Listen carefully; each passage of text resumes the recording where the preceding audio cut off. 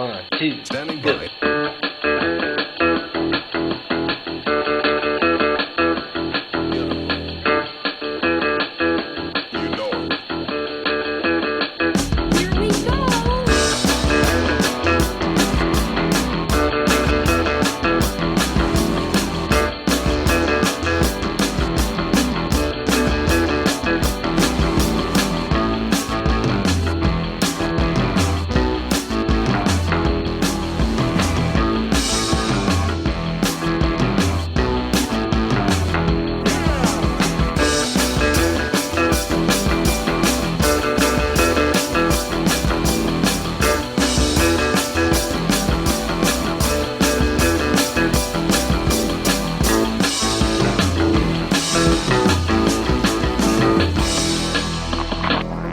Everybody, you're listening to and possibly watching the Comic Book Bears podcast. I'm Bill Zanowitz. I'm Steve Morey. I'm Caleb Alexander McKenzie. And we are your hairy heavy homos that talk about comic books, but you don't have to be a hairy heavy homo to listen in. And you'll notice that we are four. We have a brother, Brian, but it's a Brian with an I, not a Brian with a Y. Yep. And it's the first time we are, I would say, thrilled to have on the show Brian Newberry. Ooh, thank you. I've been waiting for the invite for about a decade, Bill. Oh, come on, Jesus. I fit the profile. I'm a hairy, heavy hobo who likes comics. Come on. Well, this is long overdue. So thank you for joining us tonight. We really appreciate it. Especially great that you're joining us in Pride Month.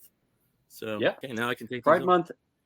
And as somebody has just reminded us in the chat here, Kevin Quas has joined us. Thank you. Oh, Kevin. yes. Hi, Kevin. Ready for Heroes. Absolutely. That is something we'll be talking about a little bit later. Actually, fairly soon, I'd say. What's Heroes? Really quickly, yeah. Oh, shit. Heroes? I don't know. Heroes count. Never heard of it. It says there under your caption, gaily forward, because we don't go straight, to Heroes Con. Yes. I didn't write that. There's no proof that I did that. Okay. StreamYard assigned that to him. Yes. Bill, I'm sad you took the glasses off. I was telling you before the show, like it's very. It looks like yes, I have a day job and I'm successful, but also I can party with John Daly. Well, I went to my first Pride event of the month, which was this past Saturday at Asbury Park, and the corporatization of Pride also means that there's shit tons of swag. So yeah, and I dig these. So yeah, I am all about the corporatization of Pride because I am organizing a Nashville Pride booth for my company. Nice. The second year in a row, and I am ready to pass those reins off to somebody else next year because that shit ain't easy. There's a lot to go into that crap. I'm so upset because my company has a very nice grandstand place, and this was the first year I've been high enough on the totem pole to be invited. But I'll be at Heroes. Yeah. Oh. Ours is the week after, so I was partly not gonna take off any of that week before after Heroes. But I was like, nah, I'm staying on Monday. I need the day to chill before I dive into getting all this stuff ready. Yeah. No, absolutely. I remember the first time I took the Monday after New York Comic Con off. I was like, I should have been doing this for years. This is great. Yeah, it just makes sense. Southwest helped my decision by bumping my flight on Sunday to like 10 o'clock at night, and I'm like, nope, I'm staying the night. No. All right. Well, Brian, it's the first time on the show, and when we do have somebody who's come onto the show for the first time, we interrogate you a little bit. So I hope you don't mind. I'm ready. Okay. Who's taking me to the table, though? Caleb? I figure he's got the gear for that. I borrowed it from Bill, though. So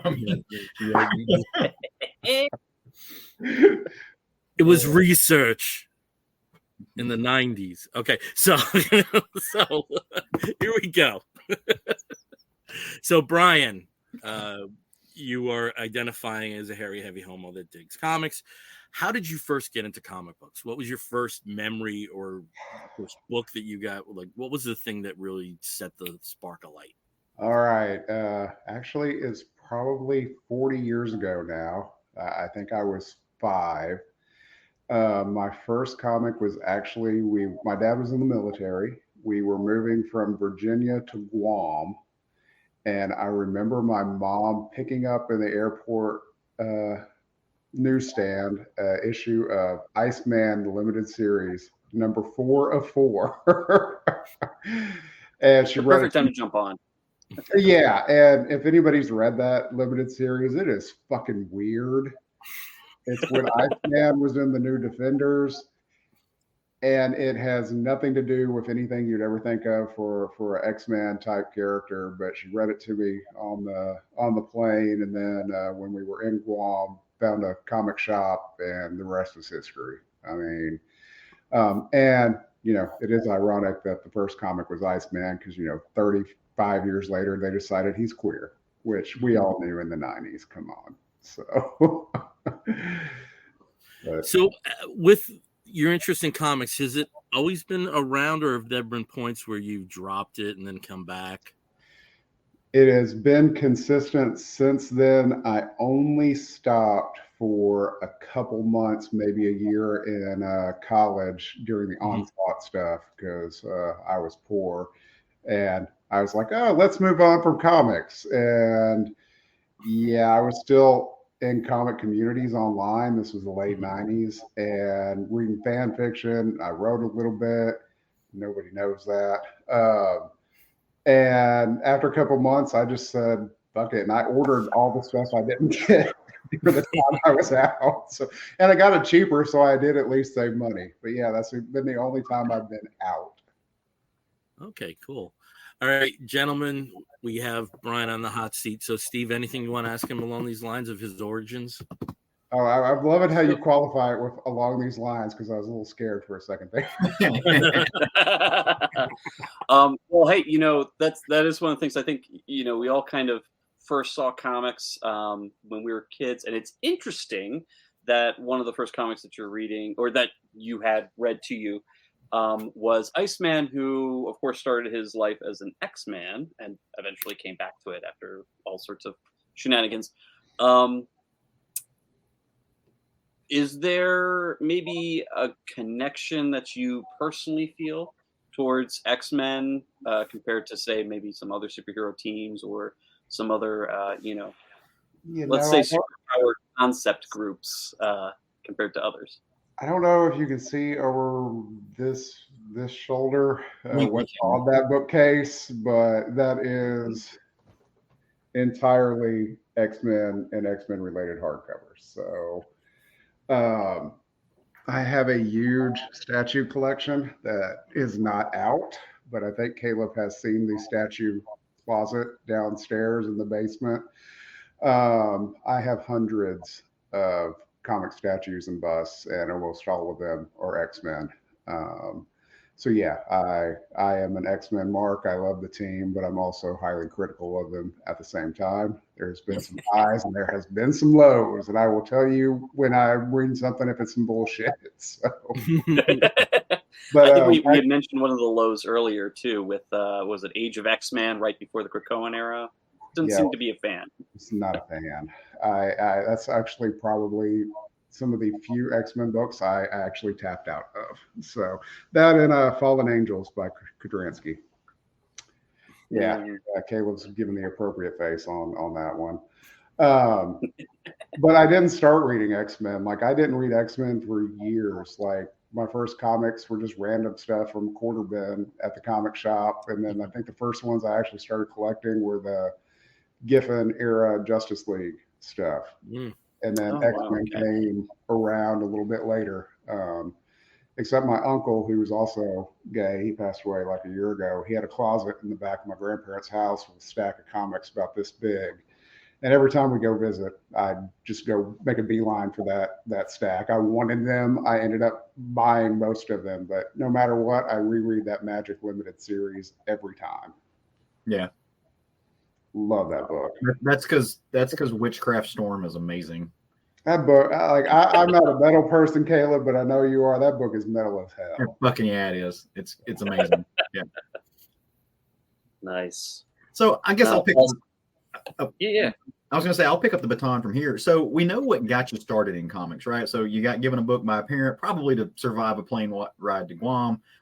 But I'm more like, what kept you around in comics? So we talk about a period where you dropped off, but like, what is it about comics that kept you around for the long time? Was it simply the superhero comics? When did you put down the Iceman book and realize, oh, there's other genres here? What hooked you? Literally, it was just like mom took my brother and I to the comic store in Guam, which it was a weird place. When I say comic store, it's not what you're thinking. It was kind of like an open air thing and had used books and some long boxes and stuff. And it was just the thing she'd do. My brother got some comics, I got some. He didn't stay with it, but I did. I don't know why. It just hooked me right from early days, and it hadn't stopped. Yeah, that makes sense. Well, you've since graduated from just being a casual comics reader. If folks couldn't tell that by the several $1,000s worth of omniboo. But besides just reading by yourself, though, I think and I'm totally cheating here. Like I know the answers to these questions, but like, what made you gravitate to the culture at large, right? So what took you from just being a dude who reads comics casually, you make a few friends, but why don't you tell folks kind of the pathway that brought you not only to the fact that we know each other now, just through the grapevine, so to speak, but also kind of where you're at with it, because you have gone from just being a kind of casual fan to a fanatic, but also somebody who operates in kind of the same mold that we do. Yeah. So you got the bunch you're talking about that I'm friends with is not really my first group of comic friends. So late 90s internet, early 90s internet's really starting, and thanks, Al Gore. In college I had a midnight to 8 job for a couple of years. And so my social life went to hell. Didn't have hardly any friends anymore. They stopped talking to me when I'd sleep all day. So I started reaching out online. I got IRC chat rooms with a bunch of friends that I had for a couple of years, all the way through, partway through law school, actually. So 5-6 years. And like I said, they were fan fiction people, but a bunch of them were read just about as many comics as I did. And at that time, I was probably reading 50 to 80 books a month. And we just, I'd travel to see them like I do you guys and our other friends. See each other a couple times a year. It's a huge community, and then people drifted apart. But like I said, I was in law school, so I didn't have time I read because that was my outlet, but the social aspect kind of fell apart and people drifted apart. And then after I got a job and stuff, I started getting back into the community where I met most of y'all, and been there for coming up on 14 years now, 14, 15 years. And Caleb's point, I was kind of in the background for a lot of it because I am shy as hell if you do not know me. Once you know me, you can't shut me up. But took a while to break the ice. Bill and I had talked probably well over a decade ago for the first couple times. But for the most part, I was in the background. And then a couple of years ago, I was like, I need some friends, and I'm gonna put myself out there more. And here I am. Okay, one thing that did lead to is your own podcast, and why don't you tell us about Comic Discourse 114? Yeah, so Hassan, one of my friends, and Brian Clark, Brian with a Y. Gosh, we're going on. It's been 2 years now since we were piloting 2 years ago, right about now, because we were in planning for a good 6 months before we ever released a show. In testing, but we have a podcast, Comics Discourse 114, comes out weekly. I think we're doing Tuesdays now, and we just pick a comic or two and go in depth on them, new and old. We all three read it, and we all three discuss it. And we've had multiple guests, including Caleb and Bill. You guys were our first guests. And that book was gay as hell. Hanky code and all on the covers. But we are in the countdown to our 100th episode. So we've had awesome. a bit of stay in power at least. So Nice. Oh, that's great. All right. Well, thank you for some of the background info. We really appreciate it, Brian. And one thing, as we hinted, or I guess outwardly stated a little bit, if you followed how our chatter goes, we are all going to be at Heroes Con next week. And Steve, I understand that the schedule and everything is out there now. Absolutely. So lead us into that conversation, please do. Yeah, definitely. So if anybody is planning on Heroes Con, or are you thinking to yourself, what is Heroes Con? I've never heard of this thing. Shame on you first, but also it is it's an annual comic book convention here in the Southeast. It's in Charlotte. It was started by Shelton Drum of Heroes. Heroes Aren't Hard to Find, which is the store that's pretty much, I'd say, probably the biggest comic shop in Charlotte. Yeah. And they've been running, what is this, the 42nd year? 40. I think it's 42nd because 40. 42nd, yeah, because it's been it started in the very early 80s, and it's been running consistently since. The only time where it did not, where we didn't really see anything, was of course during COVID, where it was shut down for a couple of years. But since then, it has come back and even bigger than ever. I think they set a record for attendance in 2022. Of course, that was when, a lot of the cons were coming back and attendance was crazy.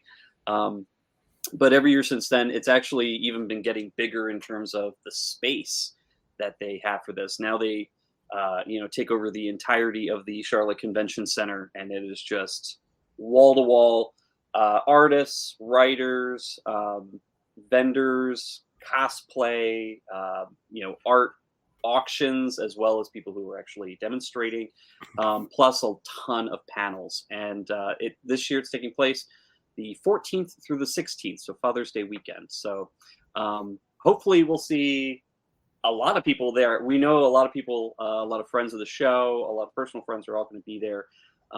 People who go every year, people who go, very often.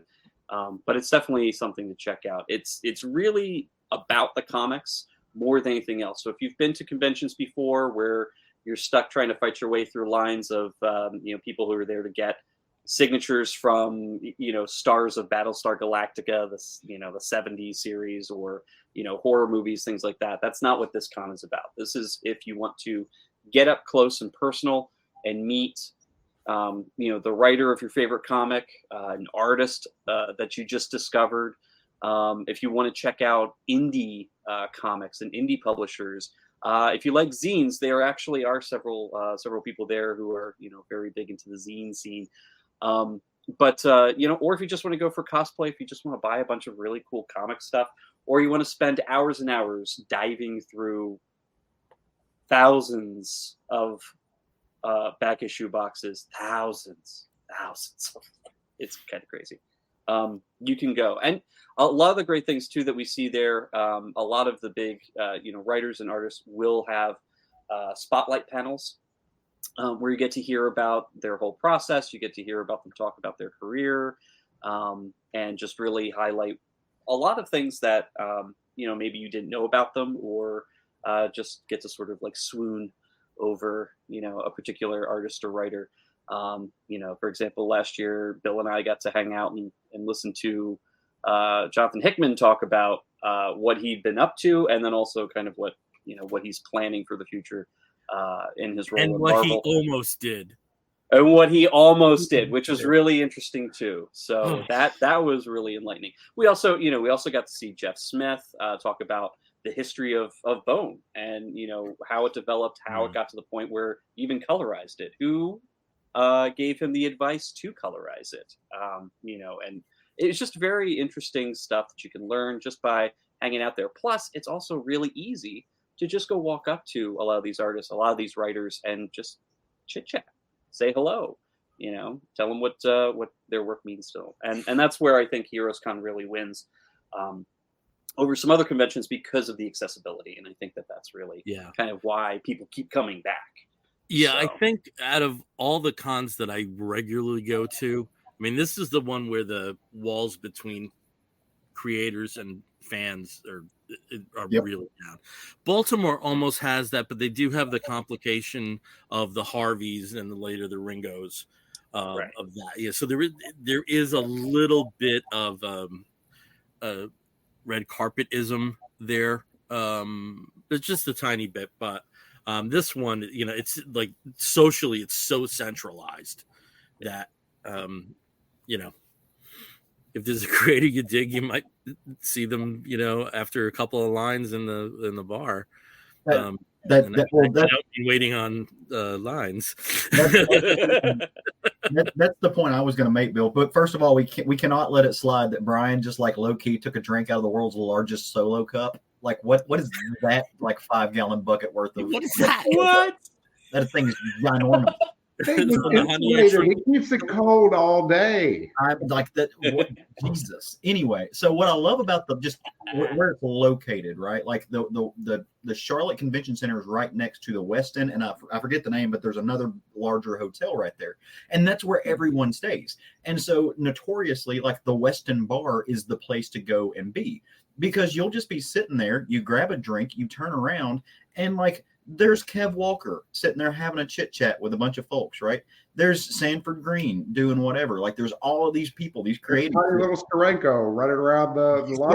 You can see the top of his pompadour, just sort of, Scotty Young is sitting somewhere having a glass of wine and decompressing. Somewhere there's like a strange blonde woman who runs an MLM marketing scheme, like trying to hit on Arnie in an elevator. It's great because it is so it's so compressed, and it puts people like wall to wall, and it's okay. Like it's not that situation where they're like, hey, no, like I need like to not do that. I want to go over here. There's no velvet ropes. Everybody's just like, no, we're gonna have drinks. Can you afford to buy a drink at a bar? Cool. Come sit by me and talk about things. Just don't be an asshole. Yeah, and that's what I love about it. I will say some of the creators, since that hotel's opened across the street, are staying over there now to kind of have that little bit of space, because the West is the official one. So Kevin Quass here, and talk to Jim Shooter or Scotty Young spills wine on you, which sounds like a personal experience. Oh yeah, Scotty and my co-host Brian had a lot of fun, and Scotty just had wine all over him in the bar, and they were both lit beyond belief. Oh yeah, well that is the other thing too, like being in the bar with a lot of these creators, you get to see them when they're wasted, which, there's, as a comic reader, we think that the industry is just so big, and like, there's just, we'll never have any interaction really other than sort of like can you sign this please with a lot of our favorite creators. But HeroesCon is the place where you can actually have a real conversation, get to know them, or, see them wasted and sing some sea shanties. Yeah, I was going to say, sometimes you're walking away from them because you don't want to hear about Darkhawk or something. It's like, wait, come back. I want to tell you about my childhood. Like, it's just, I don't need great. to know about Darkhawk. Yeah, okay. Poor Darkhawk, man. No respect. So dark. Yeah. And also, just on a personal note for Heroes, we've been unlucky since Caleb joined the show. Yeah, that's just in there. That's the truest statement. You've just been unlucky since I came on the show. It's just gone down. Well, the first year that we could do it post pandemic was 2022. I just realized what you're about to say. Yeah, and for that one, Steve came down with the vid. Yep. And was not there, so it was just Caleb and myself representing CBB. And then the next year, Caleb was unable to go. And to make matters worse, though, I was there. I was in a wheelchair for one of the nights. So. I got to push him around the art auction. That was fun. Yeah. But you got to meet me that evening. I did. I got to meet you. I got to hang out with some of the other EOC guys that come every year, which is always great too to see them there. Yeah, I feel so bad. Okay, I love it when all of our friends are there, but last year was kind of nice because it wasn't as many, so you got to spend more time with the people that were there. Whereas when there's so many of us, I'm so stretched thin. I get like 5 minutes with a couple people, and that's all I'll see them that weekend. Just bring a stopwatch. It's like, starting now, you got 6 minutes to tell me everything that you've done this past year. C2E2 gets like that too, because we have a bunch of people that go to that as well, and it's just like, okay, no, I know 47 people here. Like I got to figure out, and I only have 3 days, and there's only 3 meals in those 3 days. Like, what do I do? Yeah, and everybody's like, oh, when we having dinner, when we having lunch. I'm like, guys, we are not. I don't eat that much right now. I do feel bad for Brian though. The 2022, he and I actually roomed together, and it just a whirlwind of clothes and human beings, and just me walking around in underwear hungover.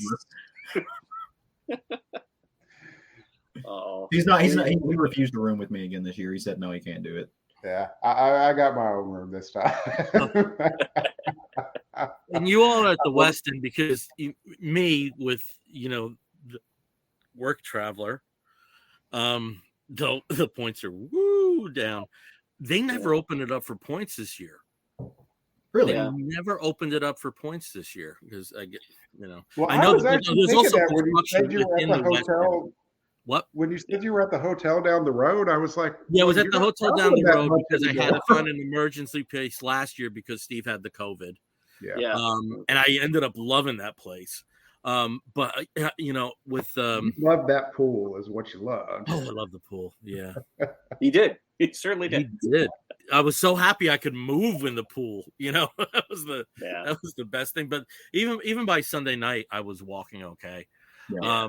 But I understand there's also some construction within the Westin happening this year, so they may not have as many rooms, but we're covered. We will be in the city. Well, I think there's a lot. There's another convention happening at the same time too. So. I love that. Yeah, I was trying to look it up to see if it was the MLM people, but the Westin didn't have their stuff posted because before New York Comic Con got really big, there was a year where the furthest wing of the Javits was dedicated to Methodist singing groups, and it was awesome.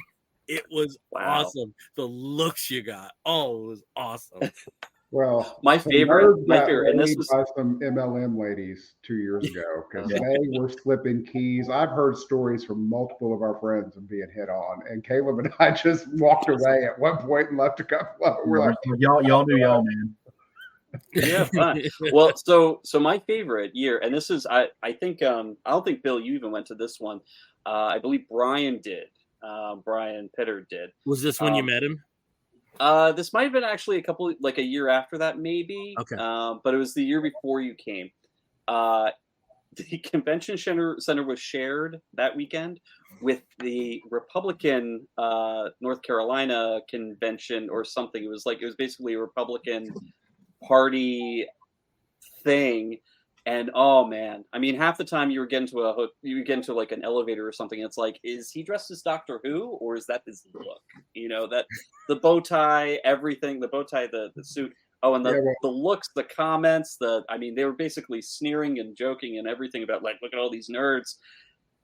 I mean, it was also mutual because we were like, look at all these fucking nerds. Yeah, but if you go on Grindr or something, half of them are on there with blank profiles. Let's just be honest. Oh, I'm sure it would have been like if you put it up, with the sound up, it would just be. I was gonna say that's got to be Grindr's greatest weekend. Oh, yeah. But yeah. Oh, we actually even have a comment here from Hassan. I have so many friends. So sad. Oh, yes. I'm so popular. Oh, I'm so popular. It's so hard. I love that. I will have gotten to see Hassan twice this year. This is a good year for me. Right, yeah, because of the DC. Yeah, I got to see him in DC. Yeah, oh, that's cool.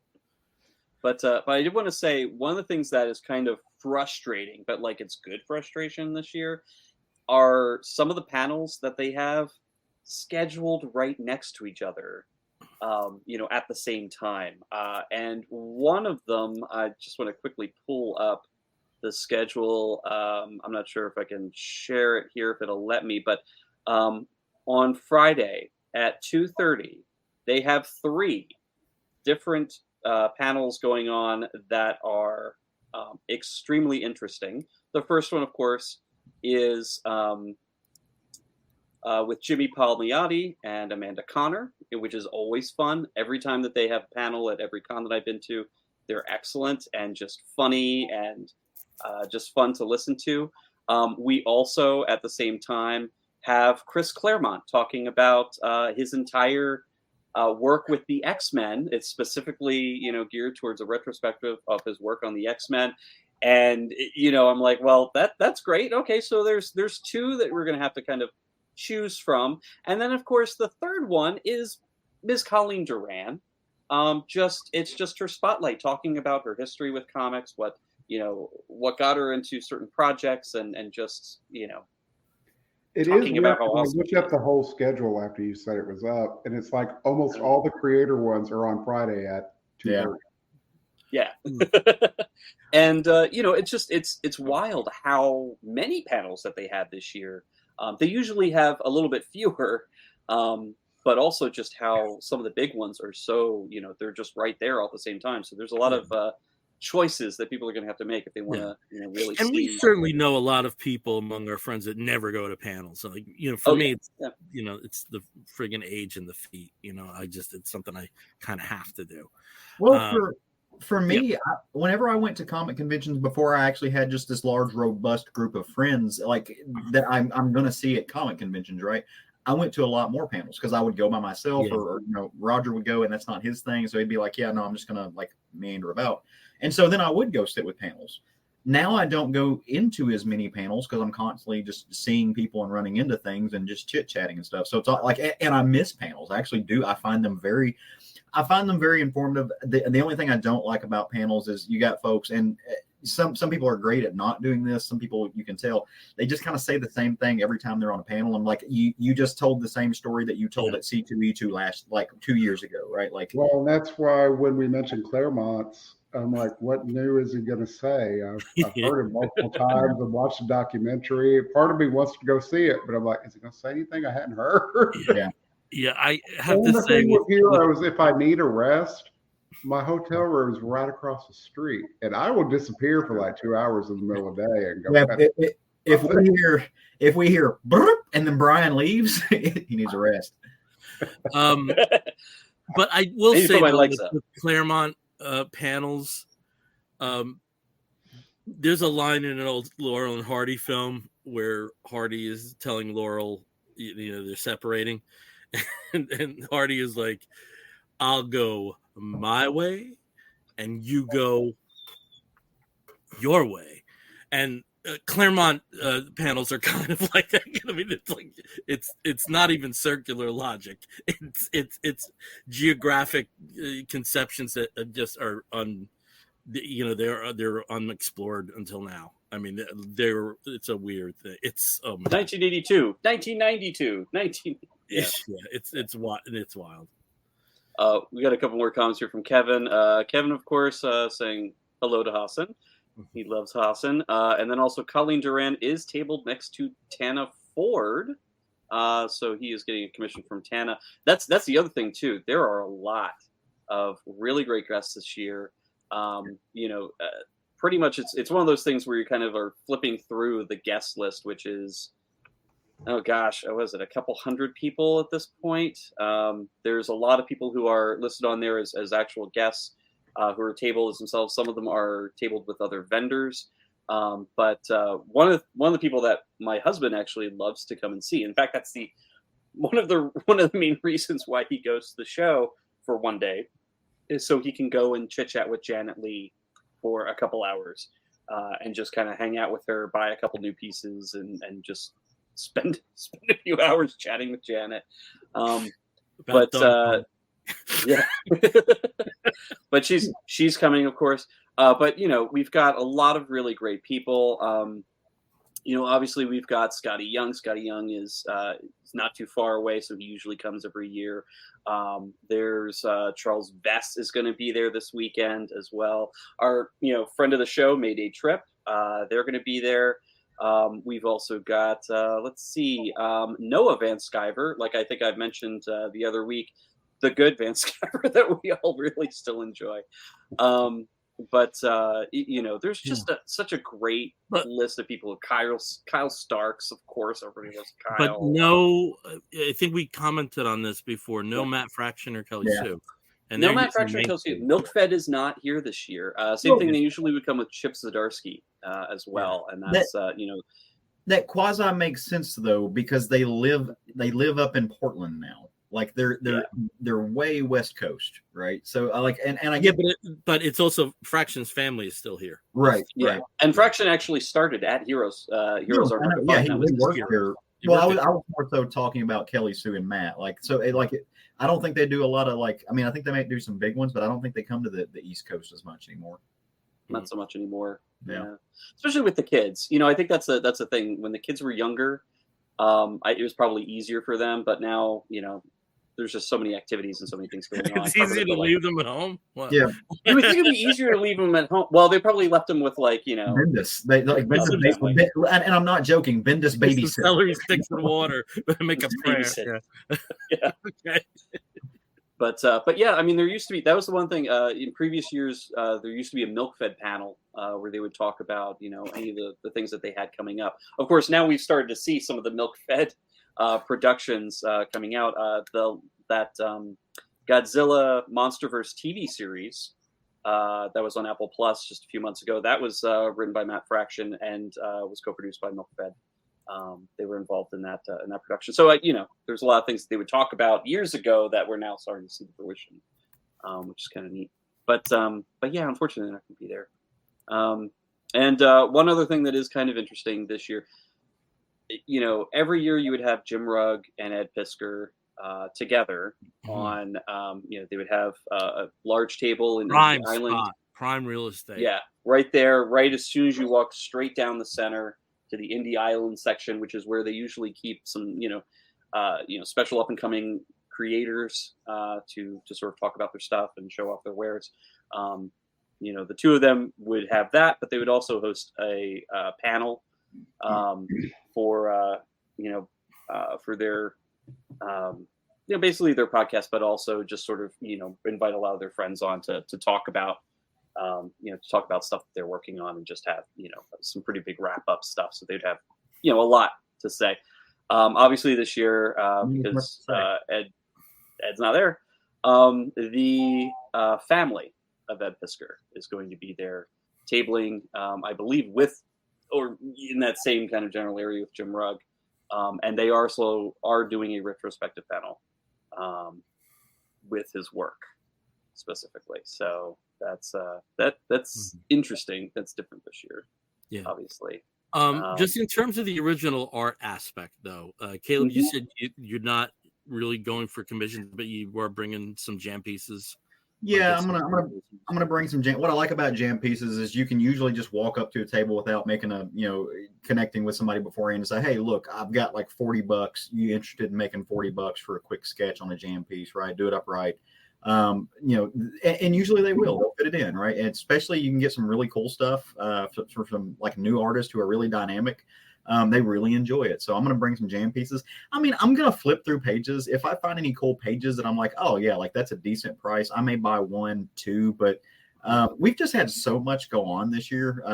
Just with, it's not been a bad year, but like, I told you guys not too long ago, major leaks in my house that I had to do like a remodel and rip out a bunch of walls and replace a bathroom. I've got to evict a family of bats, like literally like, Bruce Wayne, like bats that's living in my attic. I got to get them out, but it's like mating season. So I can't kick them out right now, because then Bat Junior will like skitter about my house. It's a whole thing. You gotta wait for Kirk and Francine Langstrom. Yeah, it's stupid. And then like I'm having to do some brickwork in my backyard and stuff like that. So like lots of big projects are happening right now via being a homeowner that's sucking up a lot of money. So just not taking a bunch of cash to spend, which again, I'm going to echo something that Brian was saying earlier. I'm really just going for you guys. Like I'm going for the EOC crew. I'm going for the Bear crew. I'm going to see folks that I love. And that's to me, the point of being like, yep. Like if I find some stuff to bring home, great, right? Awesome. but I just want to put my arms around my friends that I don't get to see very much. Like, and you know, you see, go see Charlotte a little bit. Like, you know, go eat some good barbecue. And but for me, it really is just the fellowship of Charlotte, right? Everybody's in a good mood. You see most folks that you want to see. You see folks you don't want to see. So, and you just go about it, and you know, make the best of the time that you have together. And that for me is the draw, right? Like, yeah, that's why I'd personally rather go to Charlotte than I would New York Comic Con or someplace like that, because it really is just about who am I getting to hang out with for a brief moment of time, make memories with, and just spend my time around. Because that to me is the best part of it. And trying to convince Brian that no, I don't need to buy that. You know, so. And in the end, he did need to buy that. Look, fast forward. I know your buttons about as well as you know mine, and there will be statues there. Yeah, that bastard did get me to buy a statue. I did in Memphis. I got which one was it the Blob statue? Blob. Yep. The other one was sold by the time we went back. Yep. So I play that game too, and your fucking fixes are a little bit more expensive than mine, boo. It was half off, damn it. Half off $1,000 is still Nah, this was a cheap one. It wasn't a big sideshow. So. Well, Brian, last episode we kind of did chit chat a little bit, and we kind of said what we were looking for. Like, I've got a list of like just kind of some runs that I'm going to try to finish up. I mean, you know, like you mentioned earlier, Marvel Comics Presents, but I've got a whole bunch of different stuff that I'm going to look and try to get into. You know, maybe I can find it, maybe not. It's just going to be more of a scavenger hunt. Do you have a list of anything other than just statues? Like, are there any omniboo that you're going to try to find that maybe aren't in print anymore? Do you have a list of anything you're hunting for? So I'm weird at this point. I got almost, if I'm buying something, it's usually new and I'm getting it from DCBS or somewhere else, half off. I'm not going to find that deal at Heroes, more than likely. Well, you might. But anything I'm finding is something I decided I didn't want when it came out. So it's kind of like, there's nothing I like I'm burning that I need. So Caleb has benefited from my way of doing a con. Yeah. And that's why he's smiling. Hassan and Brian have as well, and Kevin, a couple folks do. They kind of send me what they're looking for. I'm not digging through back issues for me, but I still like doing it. It's fun flipping through those boxes. I got 42 long boxes in another room over there, and this is barely a dent in the number of hardcovers that are in this house. So I don't need anything new, but I like looking, and they give me their lists, and I'll be texting, hey, Caleb, I found Marvel Comics Presents number 173. It's on your list for $10. Do you want it? Yep. Yes. So I get it. They get me back. Hassan's got a whole list. Brian's got a couple. Kevin's always like, hey, if you find some cross-gen, let me know. And I'll be like, Kevin, go to that booth. Like, I have a little pad with notes from all this. It's a spreadsheet. By the way, if you ever need to find Kevin Quass in a con for just any reason at all, just say in a slightly elevated voice, oh, look at that Hawkeye drawing for 20% off, and Kevin will do that. He will just show up out of nowhere. He'll just be like, where? And you're like to a reverse Homer from the shrubs. Yeah. Like he'll just be like, and then you're like, no, we just needed you here for something else. And then he'll look at you with like sad disappointment that there's no Hawkeye to purchase. And then the other thing I do is kind of related to that. I'll see, like, I know almost everybody's favorite character that we're friends with. And if I see a cool drawing or OA as we're flipping through shit, I'll message them. And especially if it's Raj will be there in 2 seconds, and that person made $1,000. So, but literally the first 10 minutes of Heroes last year, I spent $1,500 of other people's money by hitting one table and sending them out. Yeah. I was going to say other people's money. Yeah, go ahead. Other people's money, not mine. The first year I went, I spent $30 on myself, and that was to play Magic with Arnie and Vince, and then we didn't even get to play. Wow. Are there any queer panels or queer related panels happening there? Yes, there is. I got in trouble at one year. Well, I mean, there was somebody who should have. Was that the year that I'm thinking? With, yeah. I think there was going to be more than just vote versus troll. I think there was going to be an actual knockout brawl on panel. Right on the panel. That was a great one, and that was one that I was very nice to her later, though. Oh yeah. Because I think when she saw it, she realized that like I wasn't just some Goomba. Making, though I'm from New Jersey. Some Goomba. Yeah. But yeah, that was one that our brother Brian was actually the presenter at the moderator for that. But yes, there is going to be a history proved me right. There's going to be involved one. Taken. We'll just put it that. We'll just leave it at that. It involved Taken.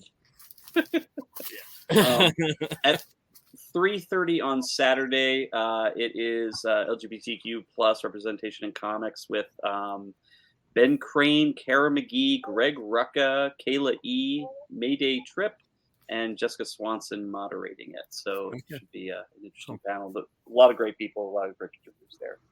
So, all right. Well, speaking of people almost having a knockdown drag out, the auction every year and speaking of LGBT, and I'm going to be tacky, y'all. The queen that runs it throwing his little fit every year, telling people to shut the fuck up. Like there have been almost people fist fighting over that. Well, it also makes no sense how they have that set up. It should be split in half. You should just have the one room where people can talk, and the other people that when they go, because it is frustrating if you're actually like bidding on something. And it goes so damn long. Oh yeah, they're splitting it this year. So now there's going to be 2 days. There's the big auction on Saturday night, and then they're going to have an auction the whole next tomorrow, the Sunday afternoon as well. I thought they've been doing floor auctions for a couple of years now of pieces, which kind of sucks because something you think is going to be at the big one ended up going because it's the few pieces I've looked at have been that way. But the thing starts at 7 or 8, and at midnight it might be wrapping up, and you can't see anything and you can't hear them. It's like literally we're in the age of all this technology. Can they not just have a screen up there with a giant ass picture and a good sound system? It would clear up all this bullshit and it would move it along. But I know there want people. That's part of the fun and draw, really. It's just the chaos of it. Okay, well, we're at we've been at this for 45 minutes. 45 minutes. So why don't we start moving a little bit closer to talking about books? But we do have a little bit of news. That's just to insert the cool audio that I have. Caleb, why don't you talk about a movie that is documenting the life of one of the most prominent creators? Yeah, so I just happened to realize this, and I did not even know this was coming out. I'm at work the other day, and I get a text from my husband, do you want to go see this? And it's a movie poster for a Frank Miller documentary, or at least a Frank Miller movie. I'm not actually sure what exactly this thing is. It's called Frank Miller, American Genius, and it's showing in Little Rock, at least where I'm from, at one theater only.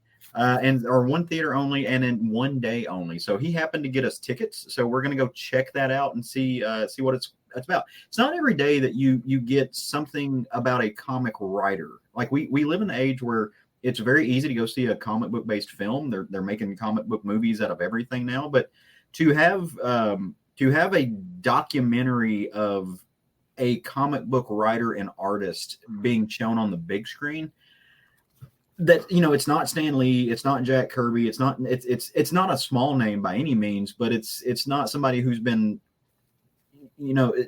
Frank Miller does not have the persona that Stan Lee had or anything like that, right? So to show a documentary for him, that's pretty cool. So we got tickets to it. I'm happy to go see it on Monday to go check that out, and I will be happy to report back. But check your local listings, see if it's playing near you. Look, if nothing else, make this thing make money so they do more of them, right? I would love to see more documentaries about some of the people. Like, imagine a documentary about Jeff Smith. Like, since we're talking about Bone, there is one. Really? Yeah.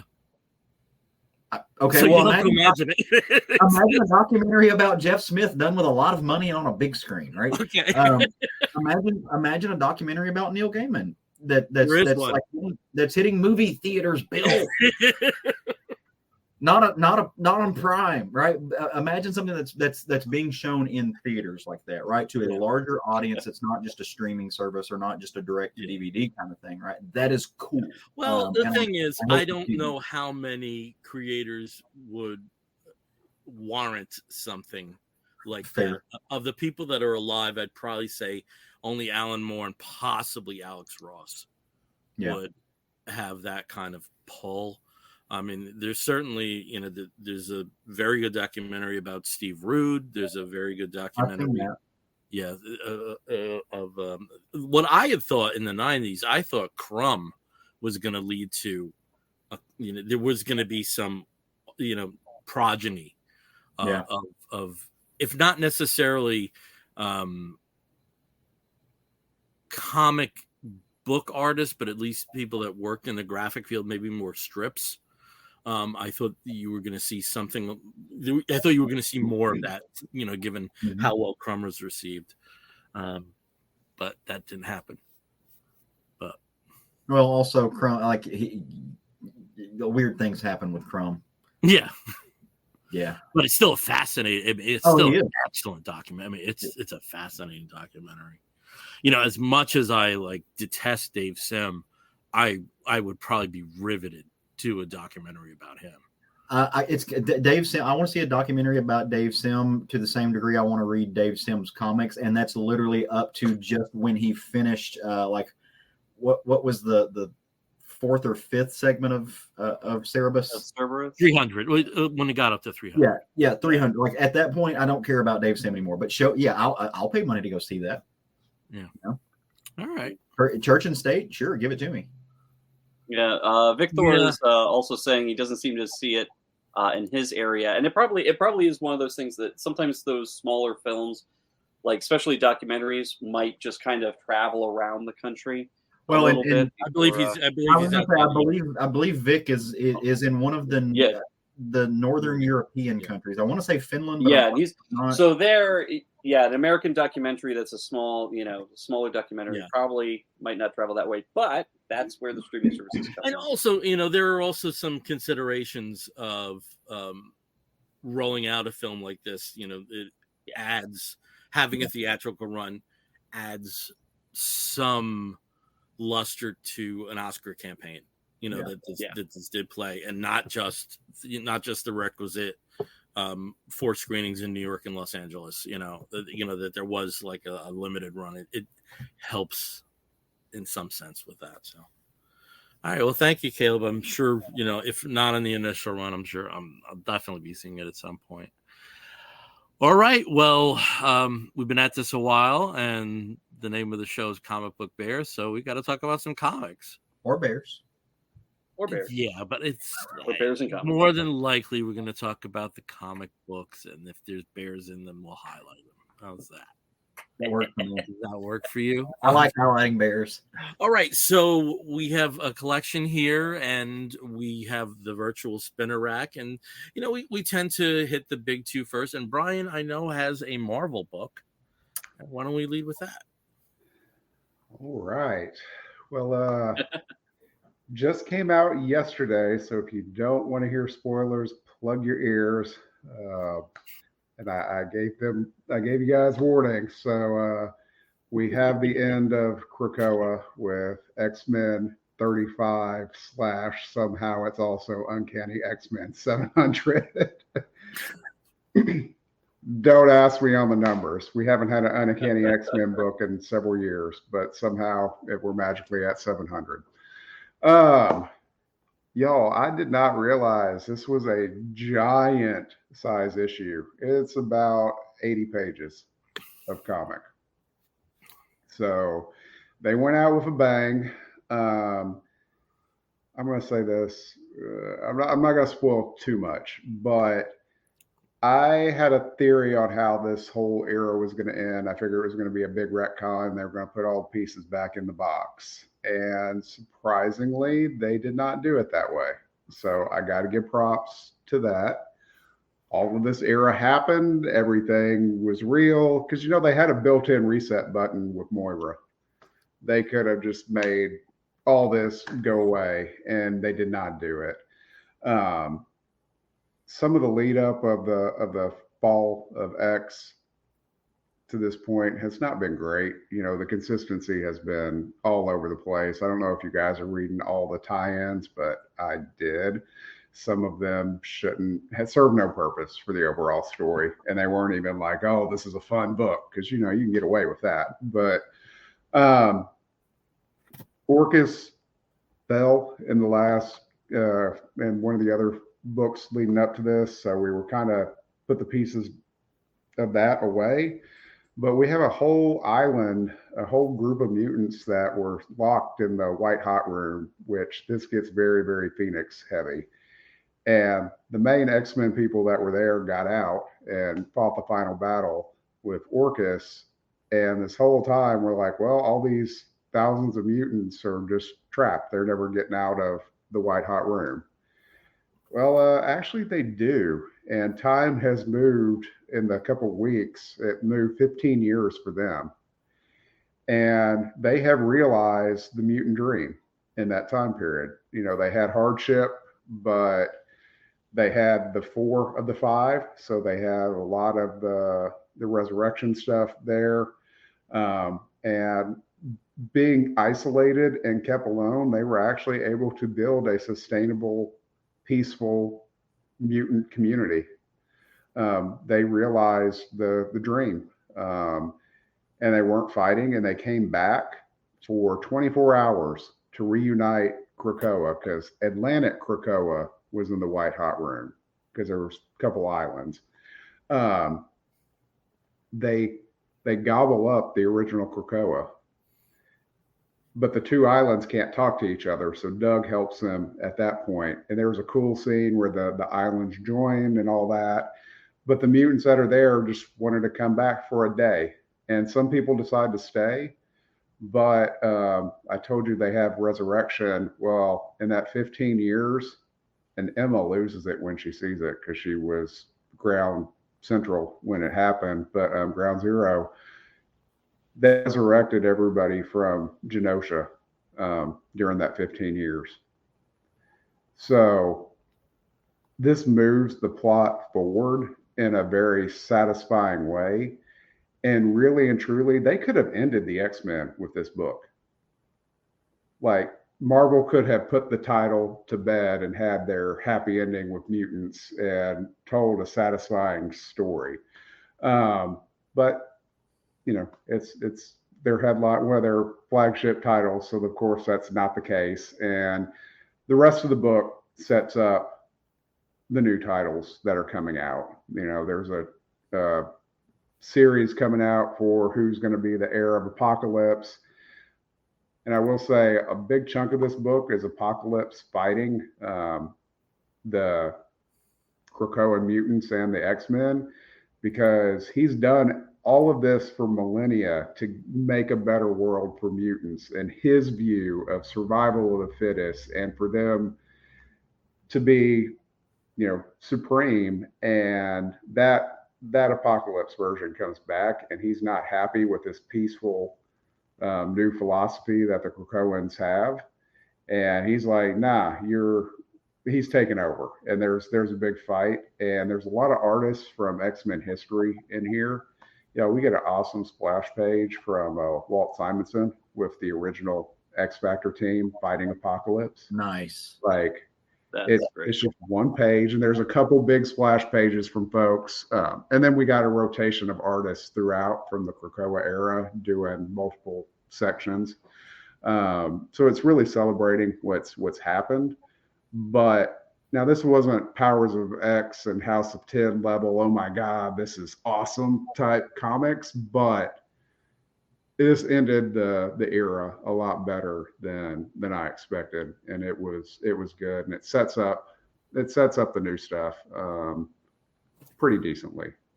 Brian, I have questions, And you're a person who can answer these questions. I feel like number one, I couldn't help but notice in that that cover there was no multiple man. So I mean, you're automatically like a C- without doing.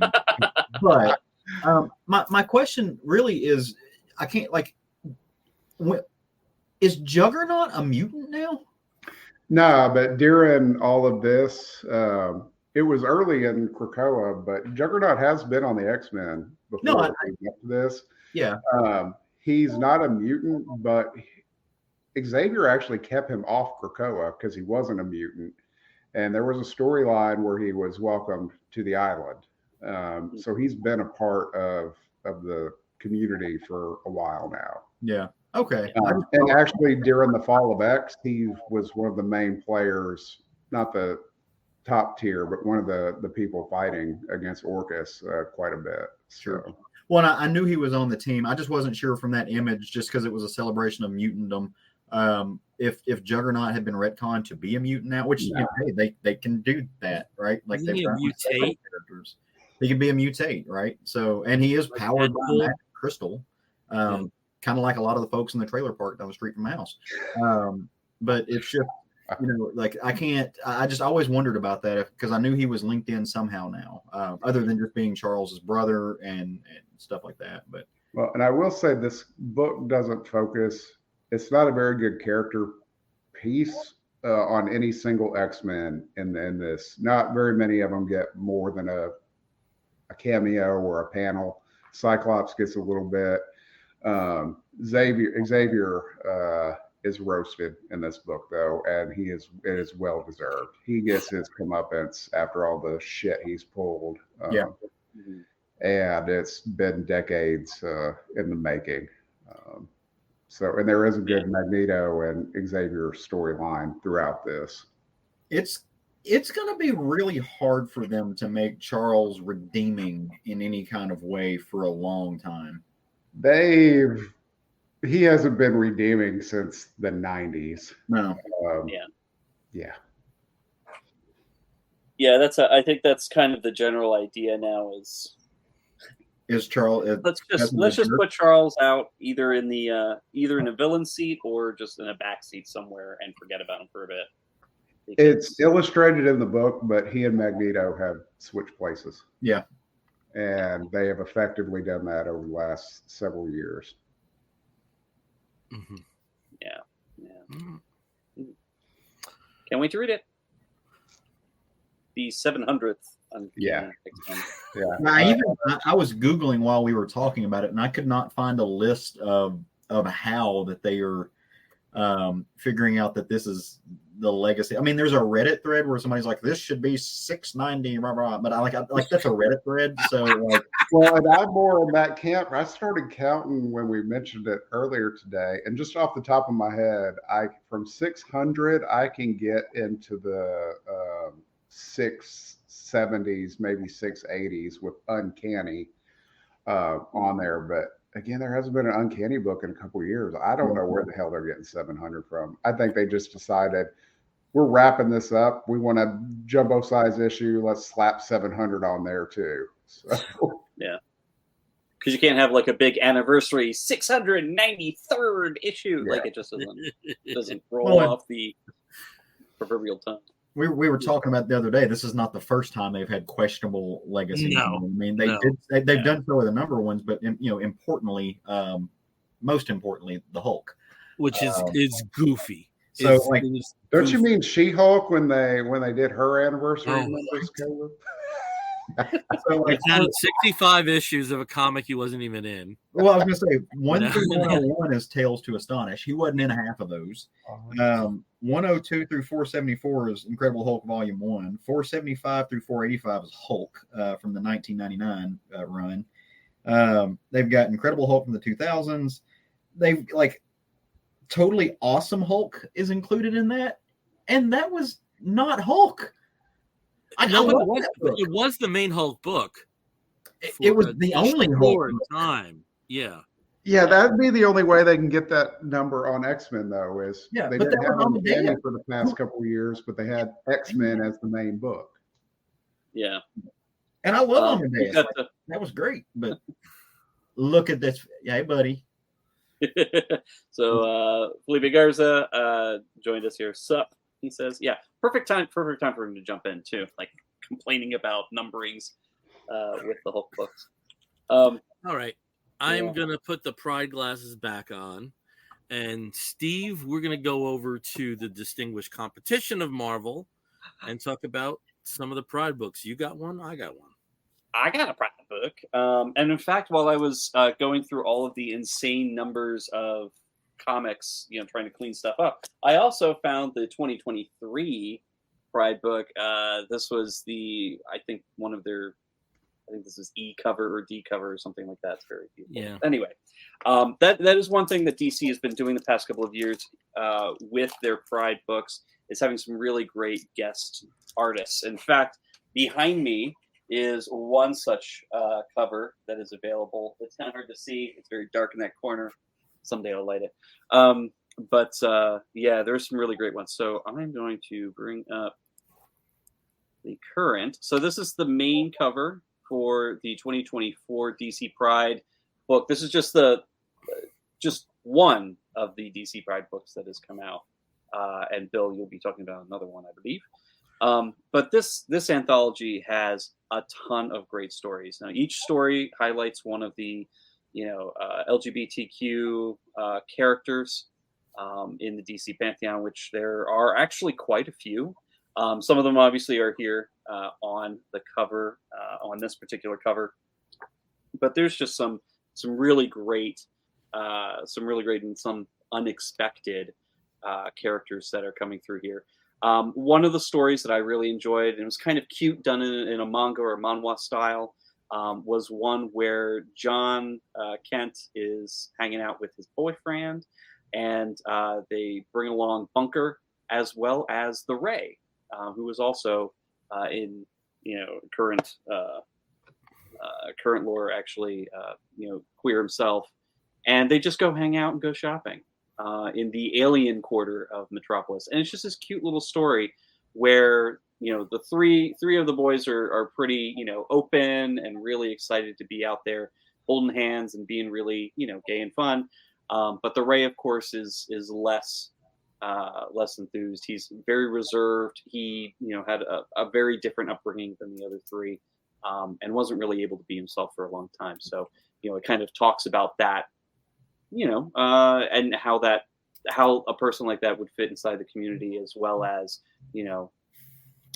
that it's just another way of expressing oneself, that not everybody has to appear or act in the same way.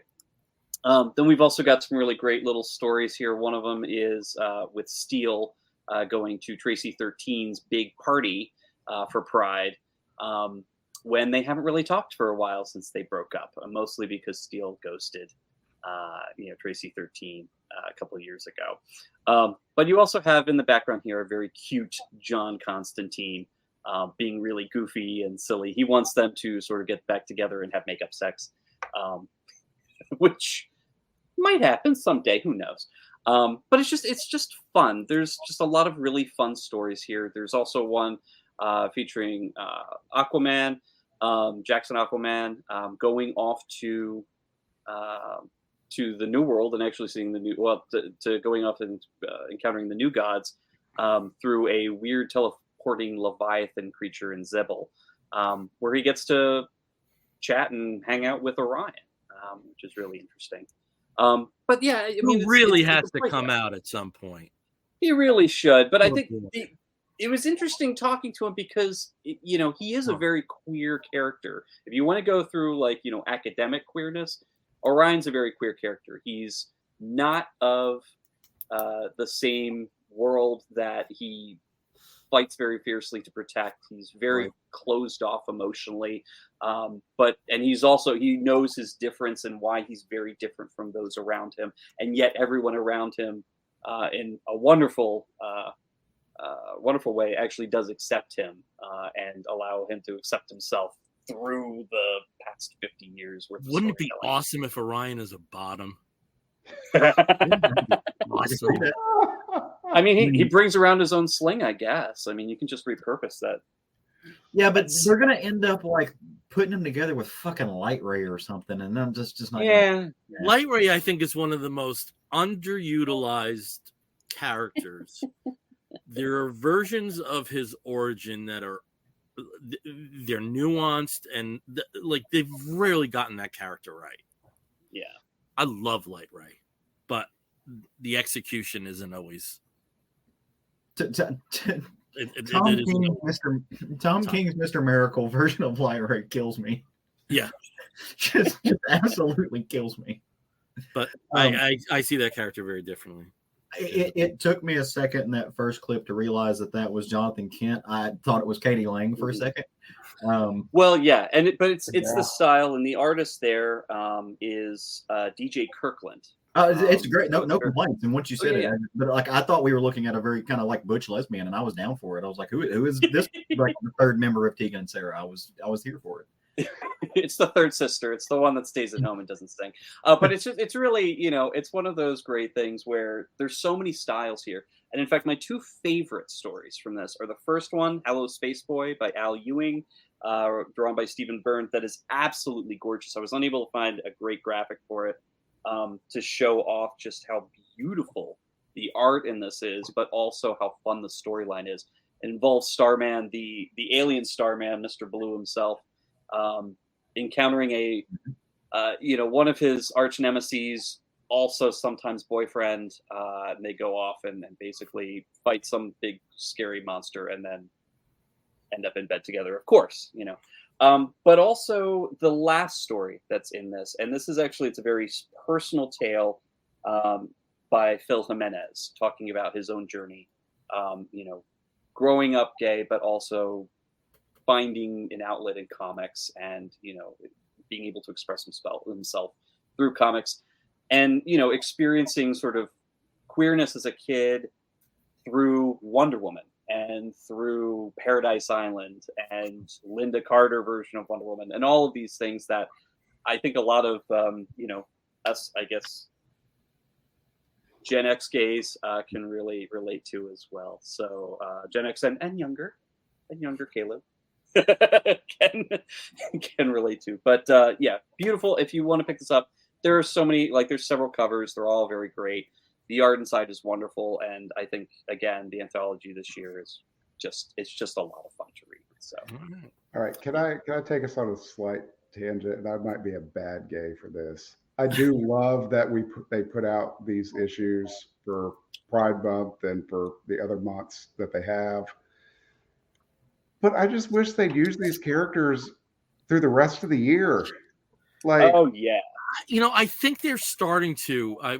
With the Suicide Squad mini that has Dreamer at the core, right? And and there's some I hope they. Really, I never wish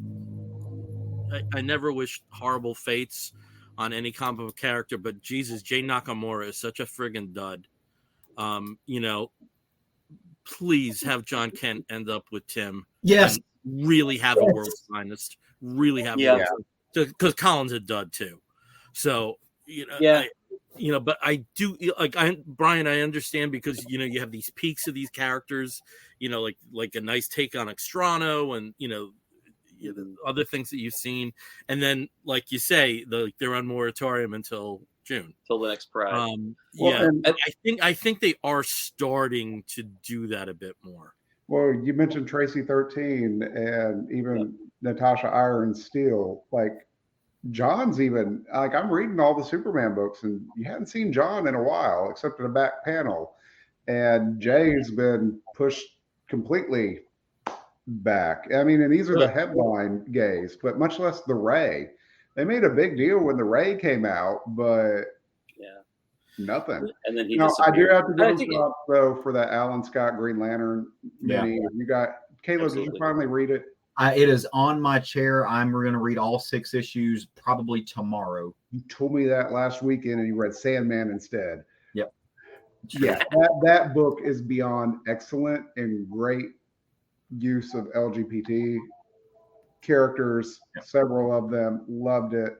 So they are doing a lot of things right, but they will these specials out, and you've got characters you haven't seen except for in the back panel of the last special. So, and both companies do it. Exactly. Yeah. And, both companies do it. Yeah. And Victor actually says here, any Legion of Superheroes in it? No. No, not this time. There's no. Well, DC's no kind of shelved the Legion since the Bendis thing. Yeah, Hassan and I were since Wonder talking about it Comics last night. Like, Yeah, can I we get the haven't really seen Legion it. back, please? And one thing I do have to say, you had mentioned at Dreamer, Bill, that she's showing up very prominently in Suicide Squad. A lot of that has to do with Nicole Maines, and the fact that Nicole Maines, has been a very big advocate for this character. I mean, yes, it's a character she portrayed, but she writes her. But we have to see Nicole Maines write something else too, because I would love Nicole Maines to write other characters. I mean, obviously she knows Dreamer, and there's a lot there, but it is her sort of being able to push that character. I want to see her on a Sandman universe. Oh my god! Oh yes. I absolutely want to see her on something Sandman universe. Okay, back to dreaming. All right. So this year, apart from the anthology, and again with the DC's campaigns during Pride Month, you usually have the anthology with about 1,000 covers, and then the Pride Month covers for some of the regular books. This year, though, there was also DC Pride, a celebration of Rachel Pollack. And Steve, if you have the graphic up there, and you can see there that it features various denizens of the Doom Patrol universe, and the character that's on the right side is the Geek, which is the Vertigo revision of Brother Power the Geek, a failed comic book concept from the 1960s. But what you have in this particular issue is it reprints both the Vertigo Visions Geek #1 and also Doom Patrol #70. And Rachel Pollack took over for Grant Morrison when he left Doom Patrol. And her run on this actually lasted just shy of 2 years, 23 issues. And Rachel Pollack, who passed away last year, was really the first transgender creator who worked in what you would consider mainstream comics with Doom Patrol. We still, we since had, many others since, but it definitely was groundbreaking in terms of staffing. Let's put it that way. And one of the characters that she created during her run on Doom Patrol was a character, Coagula, who is front and center there with the drink. And Coagula had the power after she had sex with Rebus from Doom Patrol, because at the time she was a sex worker, because that was the only work she could find after she lost her job as a computer programmer because she was transgender, developed the power of being able to liquefy an item in one hand and coagulate it back in the other. So she decided she's going to become a superhero, and she auditioned for the Justice League. They didn't accept her. She felt like they liked her, but they didn't know what to do. They liked her powers, but they didn't know what to do with her. So where do people go like that? They go to the Doom Patrol.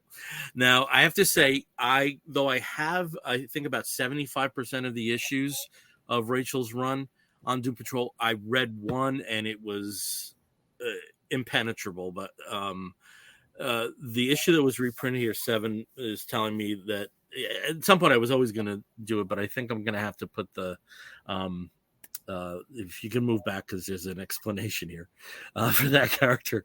That I think I'm going to have to accelerate that timeline, because I was really impressed with what was in this issue. And if you can go to the next frame there, Steve, the story is The Laughing Game. And as you can see here, the villain of the piece is Codpiece. And why is he named Codpiece? Well, it's pretty apparent there, but also this is a gentleman that was not exactly well endowed. Let's put it that way. And that's the running theme for the first 3 pages. And, of course, when you're in the DC universe or the Vertigo universe, what does that make you do? It makes you into a villain. So, he goes on a crime spree with his codpiece, causing mayhem. And throughout the issue, we have the other members of the Doom Patrol at the time and Coagula eventually, vanquishing this particular foe. And it's pretty goddamn funny. If you want to just move on to another frame there, Steve, that I put over here, you can see Coagula in her uniform. And I think I've neglected to mention Coagula is a trans character. I'm sorry if I didn't lead with that. You did. You mentioned it. Yeah, I just want to make sure because I'm thinking like a producer, and my worst editing is on myself. So you see her in discussion with her friends, and look at this. This is a 1996 or 97 comic, and there's a button there, put a transsexual lesbian on the Supreme Court. Caleb, you need that button. Yeah, Caleb, you absolutely need that button. And the aforementioned encounter with the Justice League is what I provided here. Again, you also have the reprint of Vertigo Visions, The Geek. It's drawn by Mike Allred, and Allred art on a creepy concept makes it creepier, and it's really great. And then also in here, there's a wonderful pinup. If you can go to the next one, and this is called Doom Patrol Block Party. And I just love this image here of the Chief's head just on the table, and Dorothy, and Cliff dancing in the back. I just think it's a wonderful image for Pride Month. Danny's ice cream truck in the back. Yeah, it's great. Yeah. Well, Maria Lovett. Maria Lovett is famous for drawing a lot of smut, but she has some of the sweetest expressions on her character sometimes, and you just it just feels wholesome when most of the stuff that she does is not good for Facebook Live. But I will say that reading this material that came from the late 90s, it felt so remarkably fresh. And also, apart from the last 3 pages where there's some weird stuff going on with Cliff, they're basically done in one stories. Then we have in the back a new story involving Cliff and Doc Magnus from Metal Men, and the return of Coagula. And it's a nice button. Again, unfortunately we lost Rachel Pollack to I believe it was Hodgkin's lymphoma. Just over a year ago. And with Coagula's return, there's that conceit in comics that people can live forever in a sense. And that's in play here is really touching, and just especially a wonderful book for Pride Month. So that's my wanting to crack the Rachel Pollack omnibus I got for Doom Patrol, because I did the Morrison one a couple years ago when they put that one out, and it's not a big one since, like you said, it's only 20-something issues. So it's not like a massive omnibus. So, I need to crack that open and give it a read. Yeah, that's really. I mean, their stuff's very good, but Bill, I absolutely agree. You can't just jump into an issue randomly with Rachel Pollack's run, and even Morrison's run too. I mean, a lot of times there's a lot of in her shoulder for on a number of things. I realize who Morrison is, but I read so much Morrison stuff, and I'm just I can't. If he goes full Morrison, I'm out. But Doom Patrol was balanced in that line, and it was really good. I'd had the comics for years, and I never read them. I'd read the run before it with the Chief's wife and all that. Yeah, that I read it, but I'd never read the Morrison issues. And over COVID, I was staring at that book. I was like, it's time. And that thing is a brick, and I read it within a week. It really does hold up to this day, and the show takes a lot from it. Really but then Rachel Pollack, as Bill said, followed up that run, and I haven't read it yet, but I want to. And that's probably some of the few Doom Patrol comics I haven't read since the 80s. Yeah, and they also, one thing that was really nice was the news story tied back to Unstoppable Doom Patrol. So this is canon. This is canon in some sense, and it really for a one shot, for Pride Month one shot, chef's kiss. Liked it. Excellent. Speaking of Pride one shots and special Pride issues, Victor is asking, did anybody get the Star Trek Celebrations book? I have not gotten a Star Trek comic since the Harry Mudd one shot. I didn't, but I haven't been to the comic shop this week. I'm hoping to go tomorrow. And if I see it on the shelf, I'll grab it. I haven't. I've never been into the comic. Actually, you know, at the end of the day, if I like it, great. If I don't like it, I can give it to our friend David Price. That's why you'll give it to that. This one's Pride theme. This one's LGBT theme. Yeah, yeah, it sounds like it. Yeah, I think so. Yeah, I saw it the other day, but didn't pick it up. The last Star Trek comics that I read were actually the crossovers with Doctor Who and Green Lantern. The Green Lantern is a lot of fun. Yeah, it was. Green It was a Lantern lot crossover is so much fun. Yeah, And and the Legion one is La Bamba. But Legion one wasn't so great. And it's got. I mean, like for me to say it's La Bamba and Vandal Savage is involved, it's La Bamba. I forget how much you love Vandal Savage. What? I forget how much you love Vandal Savage. Oh, I like the bad boys. Yeah, I do. Like I said, it was research. Okay. Okay.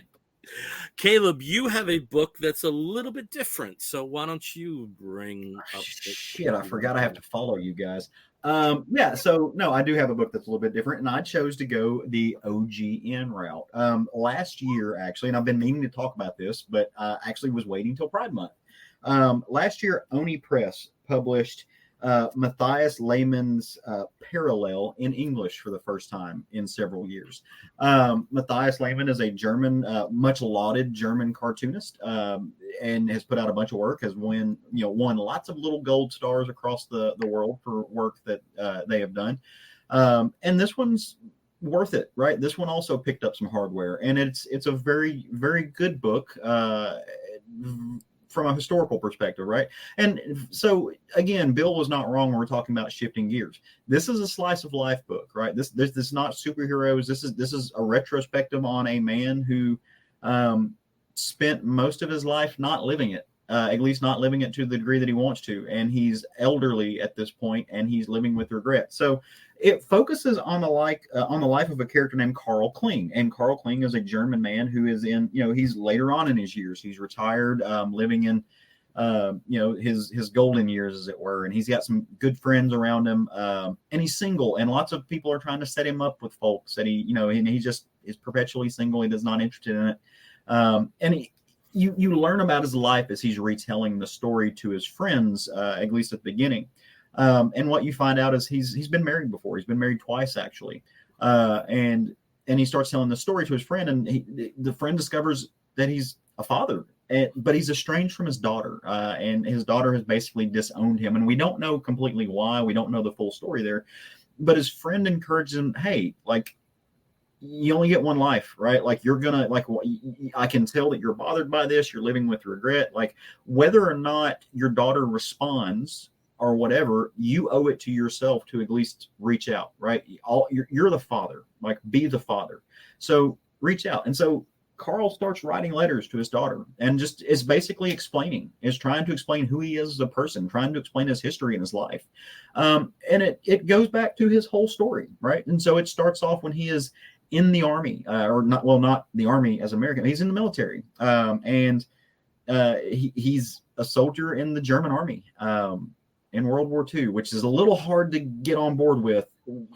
I'm just like, wait, like, okay, you're with the thing, yeah, right? But this is a German story. It's about a German, like, it's about that. But he's in the army, and he's a cook in the German army, and he makes a friend, and he starts to realize that he's attracted to this other soldier, this other man, and doesn't know what to do with it. And as they're in a bunker one night, hunkered, not that bunker, but that they're hunkered down and just trying to do their live their life, kind of makes a pass on the guy, and the guy kind of freaks out on him. He's like, nah, like, I'm lonely, but not that lonely. What the fuck, dude? But Remy realizes it's not one of those situations where it's just like, for lack of a better term, like prison sex, right? Like two lonely men with no other outlet.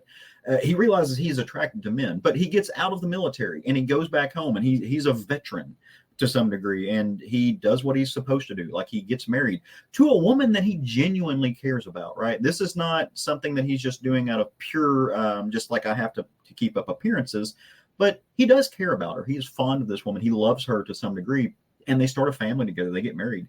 But that attraction is still there. And like a lot of guys, he goes out and he starts dabbling. Like, he starts to see people on the street, and, there's people, quote unquote, flagging for what they're looking for, and he starts hooking up with men, one man in particular. And you got to remember, at this time, we take for granted now that you can go to bars and you can pick up guys on the street and it's fine. It was a crime, right? And this man is living this man was a Nazi soldier, right? He is living in Germany post World War II, where it was still criminalized. He could be arrested for this, and so they start linking up in secret and living a double life. His wife eventually finds out about it, right? And there's major trouble, and he gets divorced, which makes him lose his job because he was working for his father-in-law's company. And so he goes off and does his own thing for a little bit, and then eventually gets remarried and has another child, or connects to this other group of people. And at that point in time, just if you look at history, right, the east and the west of Germany were at odds, and they were closing in. And his wife eventually was like, I know what you do, but it's affecting our family. I'm leaving, right? I'm going across the wall, and you stay here if you want to, but you come later, you figure out what you want to do. So he stays, and he eventually does get out, makes his way over to her. But at that point in time, he's like, I'm living a lie, and nothing's going to get any better. So he quasi accepts who he is. Which does not bode well for the family, again, which leads him to kind of just being a sad, lonely old man who does not think that he has an option. This book is not going to make you smile. It's not going to leave you with the good, warm, and fuzzy feelings, but it is incredibly poignant, I think. It is incredibly reflective of I think sometimes, in order to make ourselves feel better, we create and rewrite history a little bit to romanticize some of the aspects of the men and women who came before us, who were closeted but knew love to some degree. This takes a very harsh look at the reality of living a closeted gay life in the 1940s, 1950s, and 1960s, and it's rough, right? It's going to send you through the ringer. But it also shows you the extent of the emotions, and how that there were people who were willing to take chances, and the bonds of family and the bonds of friendship and the relationships that you could have with people. Again, it's kind of hard because in the backdrop of your mind, you're also remembering, hey, this guy was in the German military in World War II. Like, I can't, like you kind of start feeling, and especially today of all days, like today is the 80th anniversary of D-Day. As we're talking about this, right? So there's a lot of baggage with this book, but I thought it was fantastic. The cartooning is phenomenal. There's some wonderful gray wash in this book. There is the storytelling is just wonderful, and especially this is a great panel right here, because you can see some of this architecture and the design of the vehicles, and it's like looking into a time machine. You see the way that people used to go back and sit in pubs, and they would have drinks and pints, and they would communicate, and they didn't have the same technology that we have today. And it really is just you can tell that Lehman really did go back, and he studied the fashion of the time and the design of the time and the way that things were built and crafted to be able to deliver it. On a lot of levels, this has an Eisner feel to it as far as slice of life story goes. If you've read Eisner's stuff later on in life, where he's just writing about people sitting in stoops in New York, this has a little bit, and you can see from the design there's some Eisner in here as well. I think it's more cartoonish than Eisner was, more rounded figures, but it's definitely, there's an influence there. I thought it was a fun experience. It's like I said, it's not a book that I need to reread anytime soon. It's going to put you through the ringers. You get mad at the main character, which I'm fascinated from a writing standpoint, from a craft perspective. Writing a story about a character that you don't want your readers to really fall in love with, right? You want them to be at odds with that character at some degree, and for that character to make them angry, for a main character to disappoint you as a reader, right? that is hard to do, right? But it's pulled off wonderfully in this book. So if you can pick it up, probably obviously Brian mentioned earlier DCBS. I wouldn't be surprised if you can find a copy there. I'm sure you can find a copy at your local Barnes and Noble. It's a well packaged. You can also check out many other of Matthias Lehman's work that he's won awards for. A mix of cartoonist, historian in one. Fascinating human being. Also, fairly easy on the eyes. If you can see him. So go check this out. It's an interesting read that I think that will bring, if nothing else, it'll bring some texture into your reading experience. No, that sounds really good, and I've actually been, trying to pick up a lot more European, European comics and European history, historical fiction. I think it's just really fascinating. There's a lot of really great work out there. Yeah. Spanish artists, French artists, German as well. And this sounds like it's right up my alley. So, yeah. And one thing though, just because he was in the German army does not make him a Nazi. Most Germans were conscripted, so fair. They're kind of forced to be in the army either way, but yeah. I was on mute before, and I just wanted to reiterate: this is on Oni. Yes, Oni republished this in English. Now it was not originally published in Oni, but they did republish it in English. Okay. All right. I think we have just enough time to quickly go through a second book. So why don't we be gracious? Start with our guest Brian. Do you have a second book that you just want to shout out a little bit? Oh, let me think. Actually, decisions. Yeah, I got a pile here.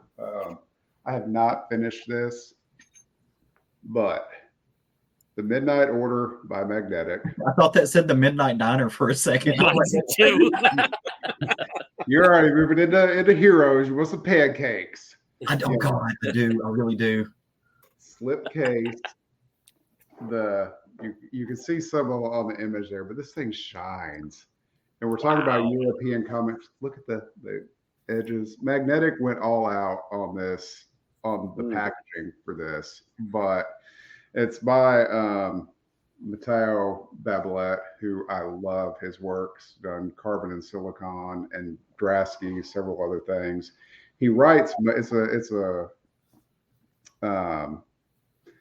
a collection of different stories. He wrote most of them. He did art for several of them, but I love his art style. And this one is about witches all over the world, some of who are too powerful. And the Midnight Order is a group of people, of witches, that kind of make sure that they don't get out of hand.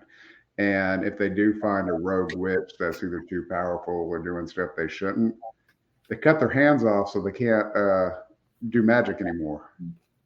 But this is his art style right there. If you guys have not read any of his books, again, Carbon and Silicon is one of my favorite books the last couple of years. But again, this is a global book. He brings in different artists, so you'll see different art styles throughout of the same characters. But it's just this group that works for the Midnight Order going and kind of policing several situations throughout the world and keeping control of it. Anytime I see Magnetic's putting out a new Bablet book, it's an auto buy for me, just because they're all always so good. But his storytelling and style has evolved almost every book. So I'm halfway through this one. I'm kind of savoring it and really enjoying it. Nice. Okay, Steve, why don't you throw out something that you would recommend? Look at that slipcase. Sure. Oh, I know. That's gorgeous. It's y'all see this? It's a coin that's attached to the book. I can pull that out. Yeah. That's fancy. That's pay for the pancake with it. What's that? I said, could you pay for the pancakes with it? And Magnetic at any Kickstarter sends you a whole bunch of stuff. I don't care about stickers and pins and all that, but they did send a really nice lapel pin thing for it. My husband's like, man, this one's nice. Like they do it up right on it. So yeah, if you can snag one, I recommend it. All right. Well, it gives me something, and remind me of the author's name next week too when I see it, because I'll keep an eye out for him. Because like I said, I'm trying to get more European books. I went all in on European books a couple years ago. I have a whole stack of them in there. I fell in love. So I'm a little out of love with the big two. So I need something every now and then, a little different, shake it up. Well, all right, Steve. Over to you. Speaking of European books and European comics, I am talking about Luke Healy's latest, Self-Esteem and the End of the World. This is a autobiographical fantasy, if that makes sense. It's very personal. Luke, of course, puts himself in this book, but what happens obviously is a bit fantastical. It borders on sci-fi because it shows essentially the future, or what he can imagine his future will be. And I do have to say, it's not an easy read in terms of emotions. It is a very tough read. He is a very negative person on himself, and he tries very, very hard to kind of work himself out of that throughout the 15 or 20 years this book represents. And there's some tragic circumstances there with his identical twin brother.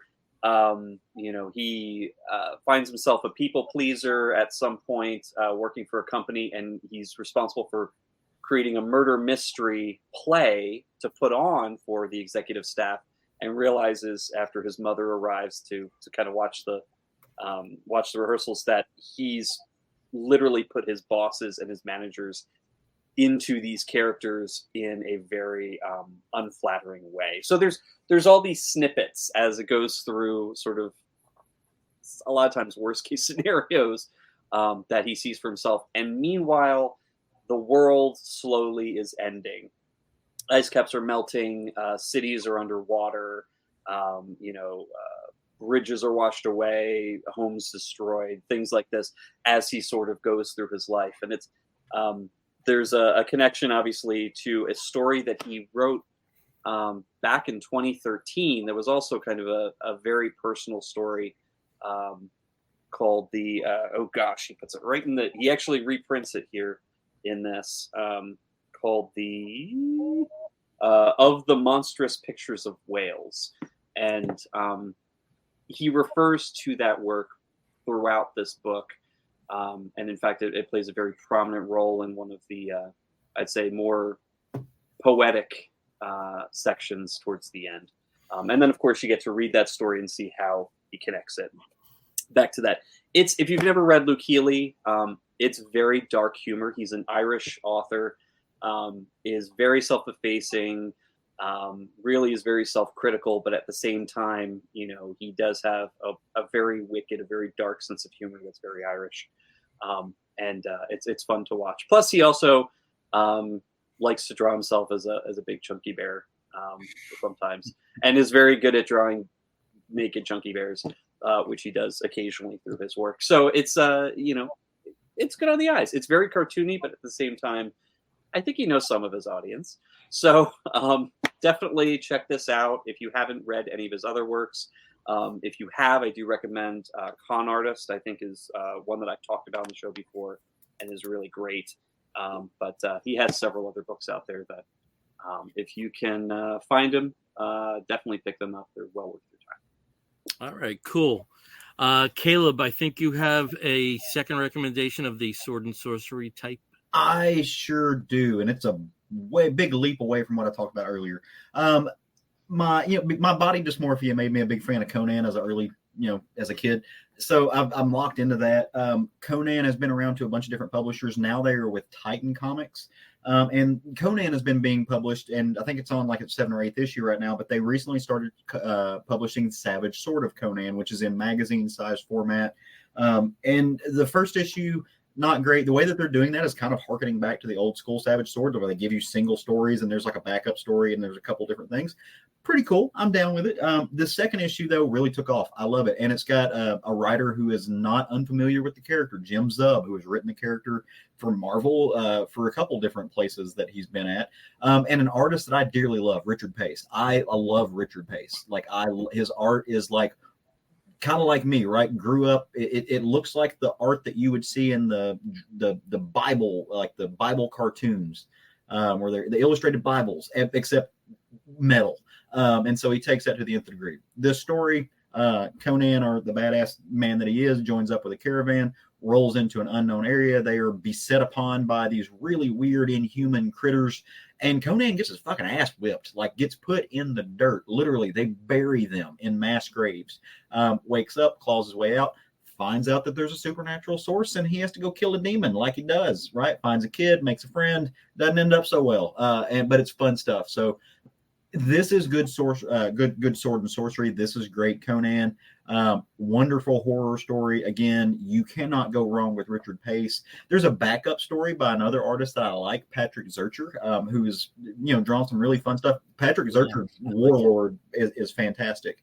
Go check that out. But he does a Solomon Kane story. Now, I like Solomon Kane as a character, right? I know some people aren't crazy about him. That's a fun character. It's weird for me to like him because he's 100% a Puritan, right? Like he's this weird, like hand of God, Iron Fist of God character. He's essentially the Witchfinder General.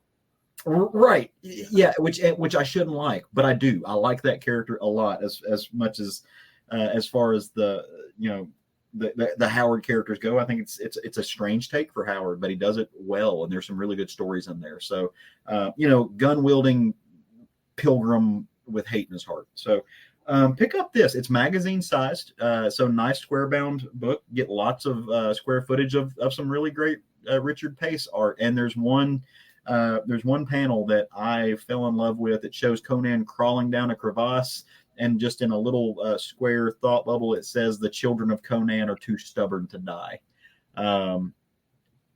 We are approaching the 1-year anniversary of my brother's death, who I've told y'all before had crumb across his knuckles. And just seeing that about a month away, which will be 2 days after I get home from Heroes, right? So just seeing that, I was like, you know what? Fuck yeah. We're too stubborn to die, no matter what happens. So this was a fun read. So pick it up. Okay. You're the second person this week to recommend this book to me. Russ from Gotham by Geeks did. Oh, nice. We had him on. And he was talking books he was loving right now, and the magazine Conan came up, and he's like, it's great. I think it's fantastic. If they keep this up, different crews on it every week, it's going to be fun stuff. See, you were saying the first one was kind of middling, but the second one, this one is really. The visuals were more so on the first one. The visual, it's all black and white, which is really cool. I'm down for it. But the first one was digital. And it was drawn so you could tell it was digital, but also it was kind of meant to try to look scratchy. Just didn't love it as much. I forget who the artist was on that. Yep, he's going in the closet. Yep, back in the closet. For back out. Fafner did it. I'm not familiar. I wasn't super familiar with it, but yeah, it's like a digital black and white kind of situation. It's not great, but it also, like, I've seen worse, but like I said, it's not great. I do want to say, I think that I have because nerd, right? I've actually gotten to be acquainted with a gentleman named Frederick Malmberg, who is the president of Heroic Signatures, which is they're the ones who guide the good ship Conan, right, through everything. They're in charge of the board games and everything else. So I linked up with him on LinkedIn and Twitter a long time ago. on the happenstance that Frederick Malmberg sees this, you're doing a great job. Thank you for what you're doing with properties just in general and protecting the legacy of this character. Well, Russ was talking about how the paper quality of that. He's like, it's like a real magazine. It feels toothy like newsprint, but it's not. I don't know if you can hear that. Yeah, like it's got grit to it. Like that's what he was saying. Yeah, it's good quality paper. And aren't they only doing like 5 issues of it or something like that? Or for now, hopefully it does well, and they'll do more. But it's got like a Joe Jusko cover. A Joe Jusko cover. Yeah. I mean, I guess I used to work with Joe how long do you have to? I worked with Joe Jusko's ex-wife. Oh, yeah. She have anything with a signature on it besides their divorce papers? All right. I had the unexpected pleasure of buying a comic book at Asbury Park Pride on Sunday. So the book, I have it in my hands here, but Steve, I also gave you a graphic. And this is from Lifeline Comics. Lifeline Comics are Kat Kalamia and Phil Falco. Phil Falco is the writer of a horror-based series called Haunting. And Kat is the writer of Like Father, Like Daughter, which is like kind of a much sweeter Invincible, I think, from what I've gathered, of a female teenager who inherits powers from her superhero father. Kat had told me that this book, you didn't need to have any necessary background knowing what was going on in Haunting and what was going on in Like Father, Like Daughter, and she was right on the money. I mean, I had no problem picking up quickly who these characters were. In Like Father, Like Daughter, that basically centers around Casey Ryder. Again, she is the daughter of a superhero who is known as Invulnerable. And a lot of the action takes place in her social world with her 2 best friends, Stephanie and Wes. And Haunting is about primarily Bram, who is you can see Bram up there. He's a bratty teenage boy who just happened to have powers that, though he doesn't necessarily act as a protagonist for occult activity, he is drawn to it. I hope I did a very quick distillation. The story takes place at the high school where the Like Father, Like Daughter characters go, and they are having a Halloween dance, and the crowning achievement at the Halloween dance is somebody is going to be crowned the Pumpkin Queen. But with what happens, it turns out that there are zombies that invade the Halloween proceedings. Luckily, Bram and his friend Faith, who's also on the cover there, are traveling through the town, and they're able to assist Casey and her friends in vanquishing the apparent supernatural forces. It was a situation where, here's comics, I'm going to buy a comic. That it turns out to be a delight is a bonus. Steve, you have some graphics here. If you could show there, the first one I think is going to be Casey kicking some supernatural ass. Do you have that there? No, that one didn't come through. Okay, would you have another one there though? No, just the cover. It's just the cover. All right, we'll just go back to the cover because I really wanted to highlight the art. The artist on this is, I'm sorry, I have my notes digitally, is Rafi de Souza, who is an artist from Brazil. And you get some flavor there from the cover. And as you might have guessed, I think somebody who is a reader of something like Lumberjanes or Goldie Vance or Misfit City would be, this would be right in their wheelhouse. And the imprint, I guess, as you would put it, Lifeline Comics, they have an active Kickstarter for Transphoria, which is a trans and non-binary comic anthology. It's successfully funded, but there's 21 more days to get in on the ground floor with that. I'm definitely going to reach out to Kat because I want more Haunting. I want more Like Father, Like Daughter, which is available on Webtoons. They have some other books. I believe maybe somebody talked about Hairology for some reason. You did. Okay. Yep. Oh, okay. Yeah. And they also have a bisexual anthology, which my friend Rob Stig was very happy to pick up. So, like I said, that this turned out to be a delight. It was just a treat, and I really want to get these people on because I love this book. I absolutely.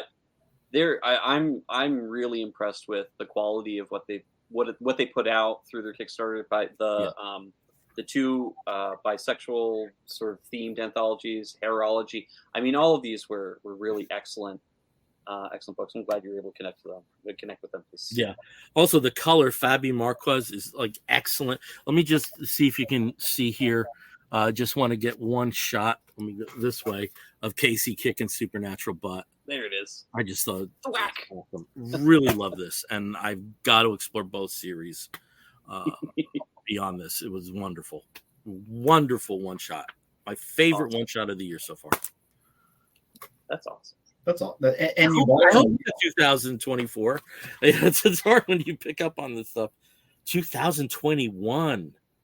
Oh, but they had a Pride cover. I probably should have picked that up, but man, I like the basics. I'm a basic bitch, so. I like that the cover kind of has a Buffy vibe. That's always when you're showing it. Yeah. And you can see the other covers online, go through the old Kickstarter.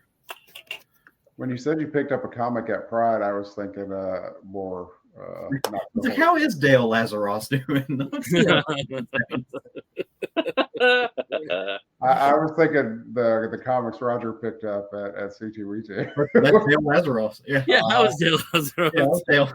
I'm sure I could find out if I reached out to him. Well, don't. You're good. You don't need to. That's the way it goes. All right. Well, we should start wrapping this up, looking at the time. And when we wrap an episode of the Comic Book Bears, we have two brief segments where we kind of cap the show off with. The first is where we show off our geekettes. And let me go first because as of 5:17 p.m. today, I had no geekettes. Buying the new car was a lot of time, and I'm still not like I had my car before this lasted 20 years, and I'm still crying a little bit. It's really rough. If I had a compound, we just would have parked it in the barn and put a tarp over it, so it would be with me forever. But that's just not the way things exist in condominiums in New Jersey. But the store that used to be down the street here in Cranberry, Dr. Wonder's Comics and Collectibles, they moved to just maybe about like 4 or 5 miles away. First time I had a chance to hit the store.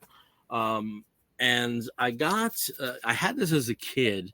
I still have the tabloid of it, but this is the Marvel Super Special, which was the adaptation of Close Encounters of the Third Kind. And you had mentioned Joe Jusko. You often mention Bob Larkin in the same breath in terms of the pre-Alex Ross painters for the comics medium. And I had this, and it just evaporated in my hands. I reread it so many times. Still have the tabloid version of it, but re-got this. And I also picked up Rosetta Family Tree. Yeah, and there's a sort of surprise with this. If you've ever seen my Facebook posts, you know that there's something I absolutely love called Beetlesploitation, which would, principally, you had a version of it later when public domain VHS releases were out, but the peak of it was during Beatlemania, where there were these knockoff albums, and this is the first time I've been able to get Beats, the Merseyside sound, in my hand from the cheapo record label of all cheapo record labels, Pickwick Records out of New York. But there was a surprise in this because instead of what I assume was the original inside record sleeve, somehow I ended up with Screaming for Vengeance. So they must have known a gay man was walking in. Yes. Somebody was smuggling something into the house. Yeah. So, those are my geek gets. Brian, you look like you have a room of geek gets there. So, is there anything you may have recently gotten? Nothing new right now. The room's pretty static. So, okay. Steve, how about you? Apart from the poster in the back, that was it. That's pretty much it. So basically, people who watch this know that I change up the poster every show. But this past trip, I basically got handed a stack of posters from my comic shop, Pennyworth's, including several Pride posters from the past couple of years. A lot of the Elseworlds posters that are coming up for the new series that are dropping this year from DC. Yeah, I mean, we're talking a stack of posters, so you'll be seeing them over the next several months. Caleb, I unfortunately did not catch your note about Frank Miller could have been your wolf. But do you have a geek get?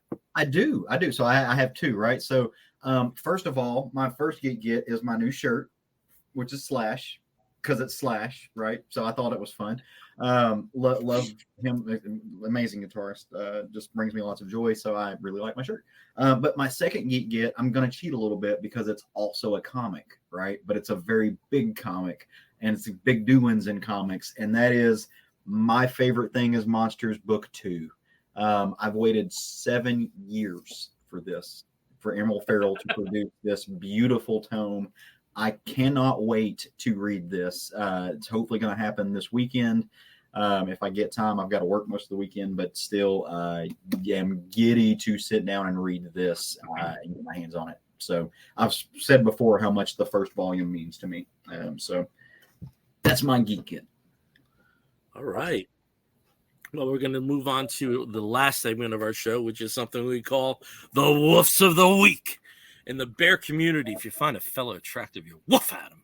And we do something very similar. We woof at something which may be comic book related, but it also may be a film or a TV program or a charitable initiative, anything under the sun that we think you, fair listener, or possibly viewer, may be interested in sampling. I'll start as I always do with Steve. Steve, what is your woof of the week? So my woof of the week is just the latest Jim Henson documentary that just came out at on Disney Plus. I watched this last night with my husband, and both of us were just teared up half the movie. It's a beautiful story. It goes straight through from him getting into puppetry as a young man, and all the way through his tragic early death in 1990. By interviewing all of the people that he worked with. So we hear from his children, we hear from a lot of his, his very close collaborators, Frank Oz and several others, Dave Gultz. But it's such a wonderful story. And the way that Ron Howard, who directed this, puts it together, it's just beautiful to watch. And there are certain moments in there, especially when they have a clip about Kermit singing it's not easy being green for the first time, and then of course Big Bird doing that at Jim Henson's funeral. I mean, it's just there's weeping. Yeah. And of course we just spent Bill, you, myself, and Tito we've just been talking about the impact of Sesame Street and certain things in Sesame Street which they did mentioned briefly in this as well. So it's just, it was just a perfect documentary to watch. It is available on Disney Plus. I did watch it too, and we can talk about how, childhood ends with Mr. Hooper and adulthood starts when they can see stuff a lot like it's the adults. Yeah. But for people of a certain age. But I really enjoyed this. Howard is a natural documentarian. You can also go to his film about the Beatles touring years 8 days a week, which is excellent. So if he ever wants to make narrative films again, he's got something else he can do full time. And the thing that even though there was some really sad moments in that, there's still moments you're cracking up, like when they had to give a description of Henson and it was Rasputin as an Eagle Scout. I mean, that is so perfect. And and one thing I really liked was, the emphasis on the Muppet Show. Oh, and yeah. Just, especially internationally, how huge that was. Absolutely. And so just, I learned things from this. Yeah, and there was stuff I learned too about the experimental films. I never knew about that stuff. That he was nominated for an Oscar, like on one of his experimental films back in the '60s. Yeah, the film about the time, which was just really, really, I think Ron did a great job by bringing that in and integrating clips from that throughout the film. I didn't know about the disc attack. I didn't know any of that stuff. Yeah, so it's really well done. You took my woof, but I'll figure something else out. Oh, it's okay. It's okay. That's never happened before that I'm aware of. Yeah, it's happened a few times. Okay, over time. Let's be gracious to our guests there, Brian. What is your woof of the week? All right, it's a couple weeks old, but I think it deserves it, and I know Caleb's watched it, so I'm going to throw out Dead Boy Detectives on Netflix. Y'all have not watched it. It's great. So good. I'm not gonna lie. It lagged for me in the middle, but it more than made up for it with the last couple episodes. Sorry. But yeah, that show was so damn good, and the low key tie-ins to the Sandman, which are highly appropriate, were excellent to see. But it's worth it just for the little Daisy spirits that cuss people out constantly. My husband was laughing at them the entire fucking show. Yep, the sprites. Yeah, the sprites, and then the witch. Pissed off hipsters. That's what they. And the witch, that's the lady from Claws. I told Caleb I kept expecting Uncle Daddy to show up at any point. But speaking of shows, that was great. Shows I missed too. Yeah. All right, over to Caleb. Caleb, what is your woof of the week? So my woof of the week is actually music based, but I don't have an album to show off. One of the things that I'm making an effort to do more so than I have done before this month is seeking out queer artists that I have never heard before, right? Scouring the internet for names. And I was delighted and treated well this week when I discovered the artist Backwash, and it's spelled Backxwash. Backwash is actually Ashanti Mutina. She is a Zambian Canadian trans hip hop artist, but if you listen to her music, she's more than that. Her music is a conglomeration of hip hop. Of course, she's a rapper, but it's also industrial metal. Like there is a lot of just like deep industrial metal in this. There's some spoken word stuff, and a lot of music just it centers around themes of like faith and identity and crisis and identity and queerness and trauma and stuff like that. But it's very, very, very good. Like, I mean, it just really is. And so I was happy to find this. I believe she's got 3 albums out right now. My favorite is actually the second of her albums of the 3, which came out in 2022. It's called His Happiness Shall Come First, Even Though that We Are All Suffering. It's the most industrial of all the things. Just like you feel like you're in some like club in Chicago in 1992, and it's just time to fucking go. People have got dreadlocks, and like it's amazing. I'm about it. So like this is the shit that Al Jorgenstein hears in his brain. So go check this out. It's fun stuff. All right, cool. My woof of the week now. I could have done Ren Fair, but I wanted to see the next 2, the wrap it up. I want to do that. So I'm going to hold off on that. But my woof of the week goes out to the 3rd concert of 3 that I saw since we were last together. I saw the Rolling Stones. I saw Madness. And on the evening of the 31st, May has 31 days, right? Yeah. May 31st. I saw The Damned. Now, I've seen The Damned many times, but I've never seen them with their original drummer, Rat Scabies. If you're unfamiliar with The Damned, they were one of the original UK punk groups. They had the first punk single, New Rose. They had the first punk album, Damn, Damn, Damn. They preceded anything by the Sex Pistols and the Clash, and sometimes in the sense of weeks, but they were really the first to bite those particular apples. And with the bad blood among the band members, the thought of Rat Scabies and Captain Sensible, the band's guitarist, sharing the stage at any time before hell froze over. Well, hell froze over. And as I said, I've seen the Damned many, many times, but it was the first time with what really is the best lineup, well, also with Paul Gray on bass. And it really was like seeing them for the first time. And theirs is a catalog that, there's various different phases. There isn't any release that they have that isn't worth owning. And so just check out the Damned if it's music that you aren't familiar with. And I was just so happy that at least once I got to see a classic lineup of the band. So that's my wolf of the week, the Damned. Can I throw out the three concerts you saw that week? Well, I'm going to throw out a bonus wolf just on here, right? Comics Discourse 114. It's Brian and company's podcast. They've been doing it for almost 2 years. They pitched it earlier, but I'm a listener, right? So it's one of the ones that's on my rotation, and it is genuinely great. The deep dives, the wealth of knowledge that those gentlemen have, the banter back and forth is great. Reminds me a lot of the comics podcasts that I do / have done / I enjoy. So go listen to it if you're not already. It's fun stuff.